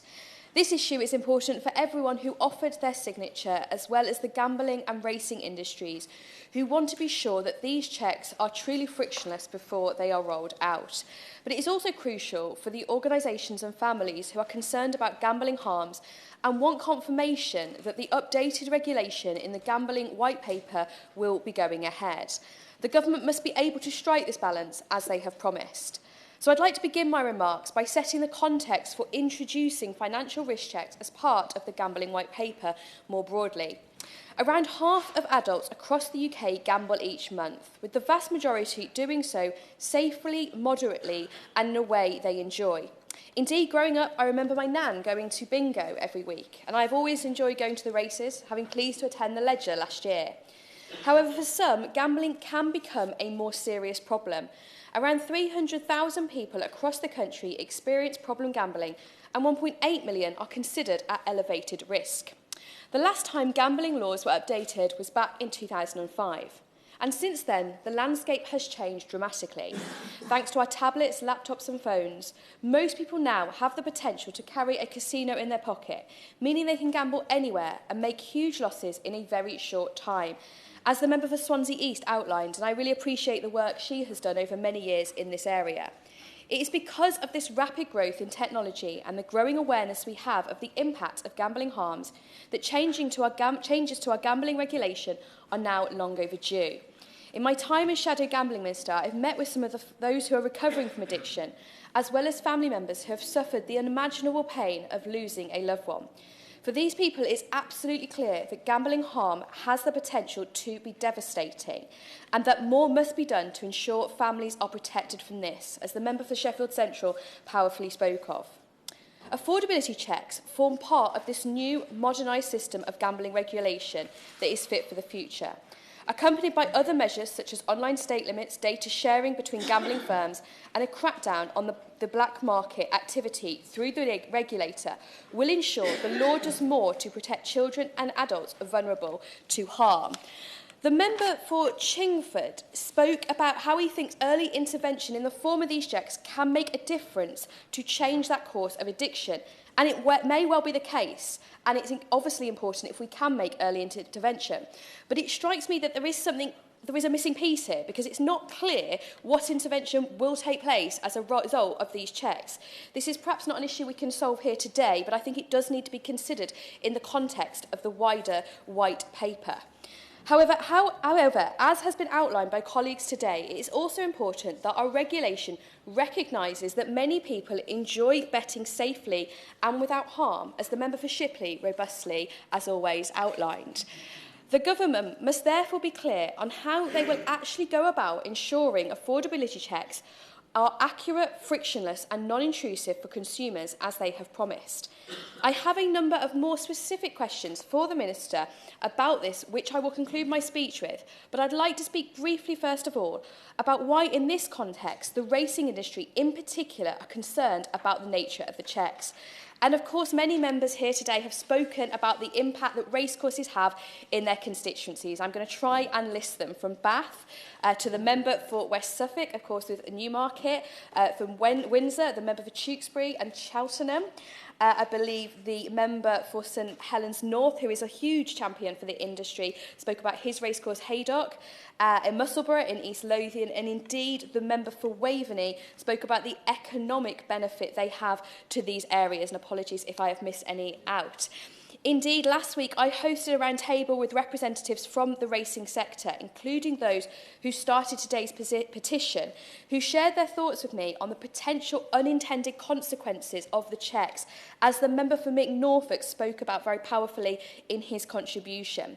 Racing and gambling have a naturally symbiotic relationship, with the success of each industry somewhat dependent on the other.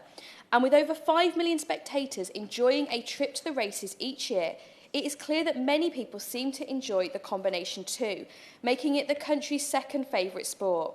And as a result of this partnership, however, the government predicts that the white paper will cost the racing industry £14.9 million, with the British Horse Racing Association saying it could rise to almost £50 million a year when considering the impact to the levy, media rights deals and overall funding.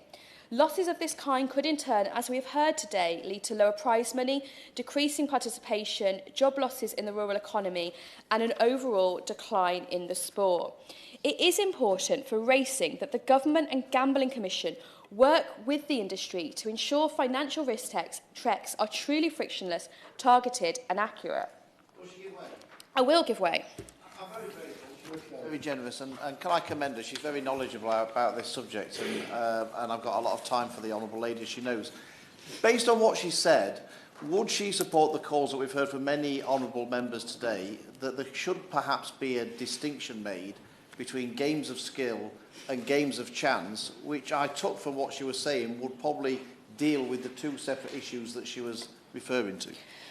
I understand that argument, and I do have some sympathy for it, but I don't think we can kind of carve out horse racing, and the racing in particular, as being sort of free of harm. I simply just don't think that's the case. Of course, the harm for the horses is less than some, but it's greater than others. And so I think we do need to strike a balance, and I am sympathetic to the argument that he makes, and I'm sure the Minister will pick it up when he rises to his feet. It is also why it's right we work to find a future-proof settlement on the horse racing betting levy, which contributes around £80 to £100 million to the sport. And I hope the Minister, therefore, can give us an update today on how the review into this is progressing on all sides. Moving on then to the specifics of how the checks will be conducted, the Minister must be clear on how friction will be removed from the current system of checks. Indeed, in those rarer cases where it is proposed that bank statements or payslips might be needed as part of an enhanced check, it is unclear just how frictionless this process could possibly be. Concerns have also been raised with me over the value of using net losses alone without combining it with other markers of harm to prompt an affordability check. And as a result, it would be helpful today for the Minister to set out in full the latest thinking on how the checks will be conducted so that they are accurately targeted and have limited user input. Or in the absence of this, could he let us know when we might expect a full response to the consultation? The Gambling Commission did confirm late last week that the lower level checks would use publicly available data only and will run on higher thresholds to start with. They also said for enhanced checks, there will be a pilot to test the details of data sharing. So would the Minister be able to confirm this pilot to the House today and outline how the Department will work with the Commission, credit agencies and the gambling industry to ensure their smooth running? And further to this, it would be reassuring if the Minister could set out how the pilot and the period of higher thresholds will be evaluated. For example, what issues will be the Commission looking out for and what criteria will be success or will define success? It is important that we get this right. If the checks are not frictionless or indeed are more disruptive than they are genuinely useful to those at risk, then there is a risk that customers will be driven from the regulated industry to the black market, where there are no safer gambling protections whatsoever. And I think this is a real concern, as has been spoken about today. So to conclude, I think there is a consensus over the need to update our regulation so that vulnerable people are better protected from gambling harms in the modern age. But at the same time, it's the punters, racing and the gambling industry that deserve some clarity on how the government will ensure affordability checks are carried out with accuracy and in a way that does not cause unnecessary friction for those gambling responsibly. And I look forward to hearing from the Minister on how the Department plans to strike this balance. Minister Stuart Andrew. Thank you, Sir George. And I'd like to thank the Honourable Member for Neath for tabling this important debate today, as well as everyone else that has signed the petition. My honourable friend, the member for Tewkesbury, said that I always turn up to these events. I must confess I didn't know I had a choice. I may have made a different decision if I did know that, but there you go. And my right honourable friend, the member for Dumfriesshire, Clydesdale and Tweedale, quite rightly mentioned the book that he showed me. It looked like a very extensive book. I haven't had a chance to read it all yet, but I'm sure that The Strongholds of Satan, written by William Morgan, will be valuable as I further my education in this whole exciting field of policy. But also, can I say to the Honourable Lady, when she opened her comments, that she outlined the varying points that actually come up in this debate. The various views from varying stakeholders from whichever side of the debate they may be on. And I am grateful for all of those comments that we've had. It has been interesting and thought-provoking, and it is good to hear those different perspectives, and that is why I am always trying to take the time to meet and engage and, crucially, listen to the points that are put forward to me. Because, as some have mentioned, this is about walking a fine line, about getting what is right to tackle those who, or help those who may be entering the risk of gambling harm, but at the same time making sure those who want to continue to gamble safely to do so. And I want to recognise the concerns that many have had with the proposed system of checks for the highest spending online customers to help identify that harm. Concerns that have been raised with colleagues, it's been raised in the media, and it's certainly been raised with me over the past few months. But I do believe that the proposals for financial risk checks will present and represent a significant improvement for both businesses and customers compared to the current situation. Indeed, a recent Gamble Aware study showed that almost 3 in 5 adults support the introduction of the checks. Nonetheless, we and the Gambling Commission have listened, and we want to get this right. We are clear that those risk checks should not over-regulate the gambling sector. They should not unduly disrupt the millions of people who gamble without suffering harm, and should not cause unnecessary damage to sectors which rely on betting, and in particular horse racing. And we in the Gambling Commission both recognise that it's not our job to tell people how to spend their money. As outlined in the Gambling White Paper, we want to balance this freedom with the necessary action to tackle the devastating consequence which harmful gambling can have for individuals and for communities.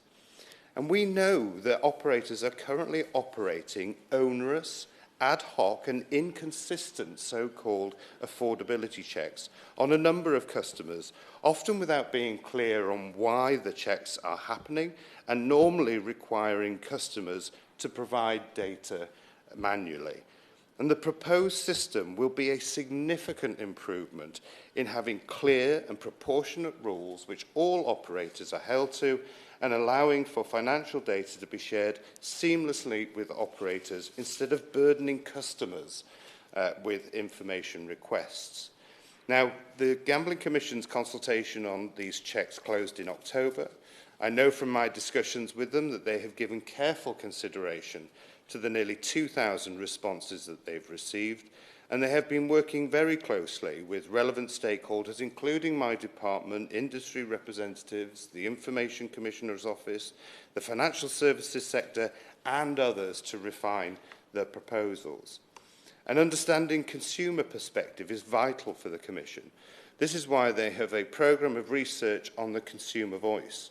This is an ongoing piece of research which uses qualitative and quantitative methods to gather consumer perspectives, including on the consultation proposals relating to these to financial risk. This research has helped inform their thinking and will be published by the Commission alongside the consultation response. And I'm glad that the points that have been raised here today are that some of the issues our punters are facing are not just down to these checks. There are other issues that quite rightly have been raised.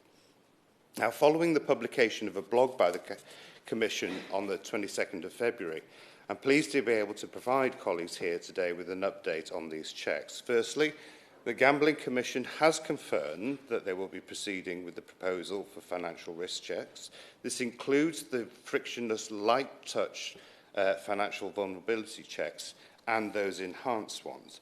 However, following feedback through the consultation, the Commission have confirmed that they will not require gambling businesses to consider an individual's personal details, such as their postcode or job title, as part of the checks.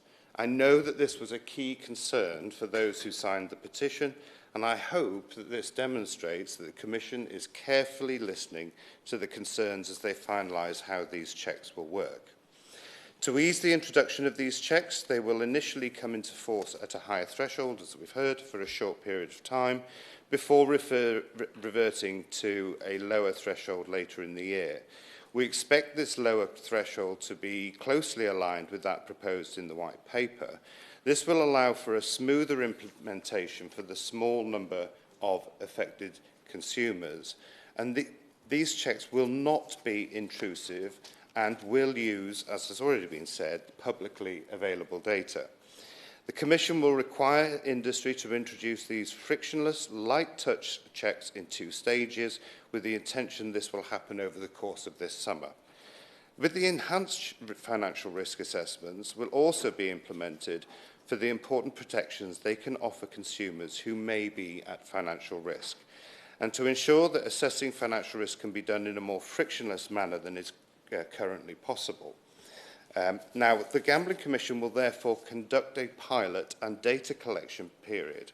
The pilot will involve the Commission working with the credit reference agencies and a selection of gambling businesses to ensure that the process of assessment is as effective and streamlined as possible. It will run for a minimum of 4 months, and the Commission will consider all issues that arise during the pilot stage, and are clear that this will help to refine the final requirements and the models for data sharing. This will also help to ensure the intentions and commitments of the White Paper are met. Now, I am sure that everybody would agree that it is important that we do not skip ahead to full implementation before getting the details right. Indeed, I know many honourable and right honourable members here, including my honourable friend, the member for Shipley, have made suggestions to both myself and to the Commission, and I know that he and all of us want to find a solution that actively protect those at most risk of harm. And so the Commission is actively considering all of those proposals, including my honourable friends, and many of the ideas that have been raised are things that I can confirm will be explored via the pilot stage. And that will include looking at whether or not Cato or SCORE data is being used, so that all of the decisions being made will be based on the evidence of what actually is working. Quickly. Will that also include carving out horse racing in the same way that the National Lottery is carved out, because both of them are have the lowest impact on gambling harm, and it would be inappropriate to treat the two differently? Well, I mean, first of all, let's say I've heard the National Lottery mentioned a few times. Yes, it is unique. It's under its own separate framework, legislative framework. But under the fourth licence conditions, player protection requirements will be increased as part of that, and that will be conditions on payments for support in research and education and treatment. And I have heard about the carve-out for horse racing, and I acknowledge that, of course, higher gambling harm does happen with online casinos, but we do know that those with gambling harm use multiple products, and some of them have been using horse racing products. In fact, I have actually heard harrowing stories of people who have made losses just on horse racing products. So I'm going to crack on. I literally haven't got much time left, and I really do want to get through as much. If I've got time at the end, I'll happily take his intervention. I hope it's therefore clear that both the Government and the Commission want this to be a genuine pilot of how data sharing would work. And throughout this pilot, gambling businesses will not be expected to act on the data they receive. However, they will, of course, be expected to continue to protect consumers by implementing their own existing consumer safety controls and remaining compliant with our existing regulatory requirements. The Government and I are supportive of the evidence-led and consumer-centred approach being proposed during the pilot. The Gambling Commission will publish its full consultation response very soon, but can I remind colleagues that this is about online betting. People who are going to the race courses or going into those betting shops will not be a part of this, so that day-out experience should not be effective. Now then, in the meantime, we have also challenged industry to be more transparent with customers. There are currently requirements in place for gambling operators to identify customers at risk of harm and to take action.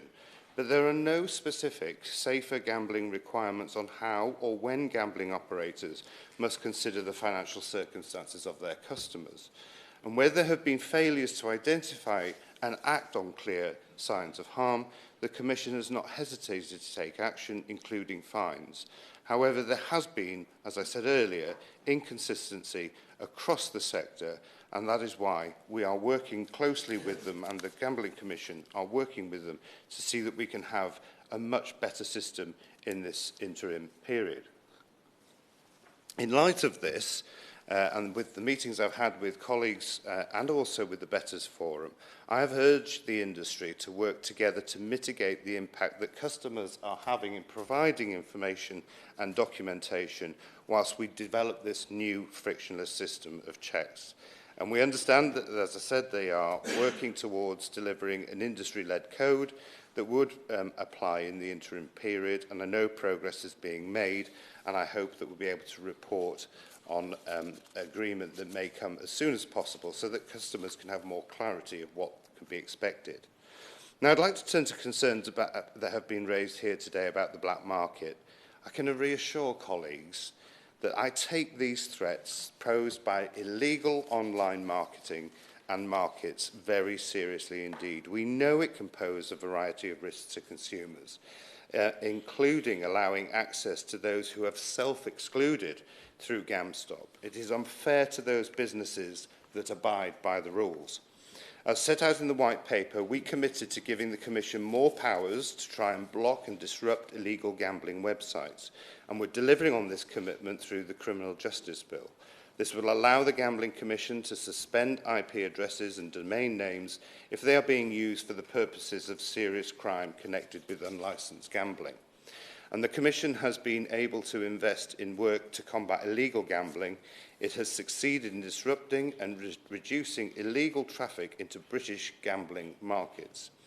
This work should be enhanced by the new disruption powers that it will receive once the Criminal Justice Bill has passed through Parliament.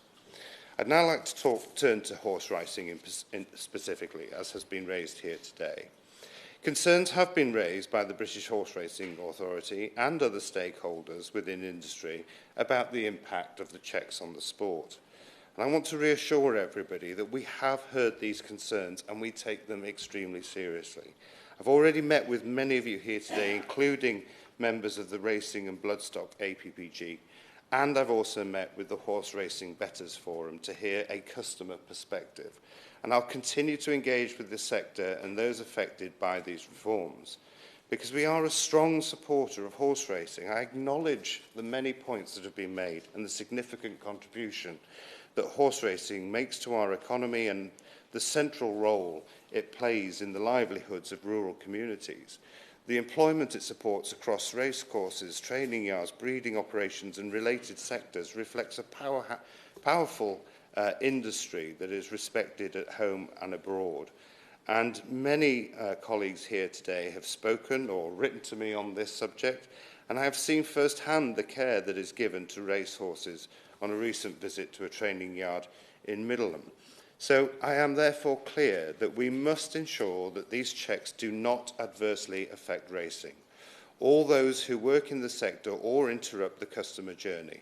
They also must not push away high net worth individuals such as owners and trainers that invest in the sport.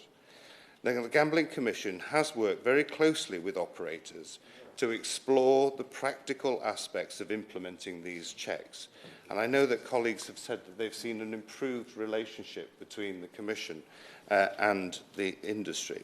It's also carefully considering responses to the consultation, which have helped shape the implementation plans.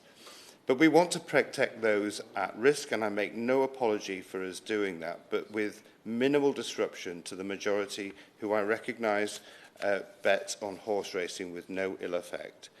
And whilst we recognise the importance of the horse racing, we know it's also that the levy is an important piece of work. I'm going to run out of time now, but I will happily write to colleagues that have been here today to update, because we are having discussions, or the Horse Racing Betting and the Betting and Gaming Council, I know, have had discussions this morning about an offer that is on the table for the levy.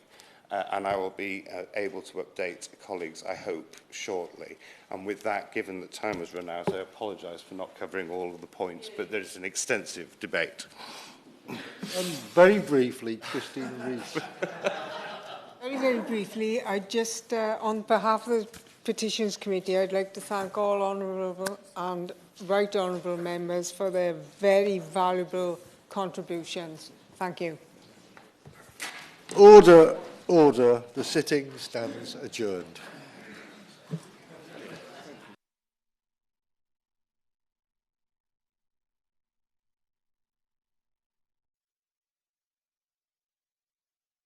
The proceeding has ended.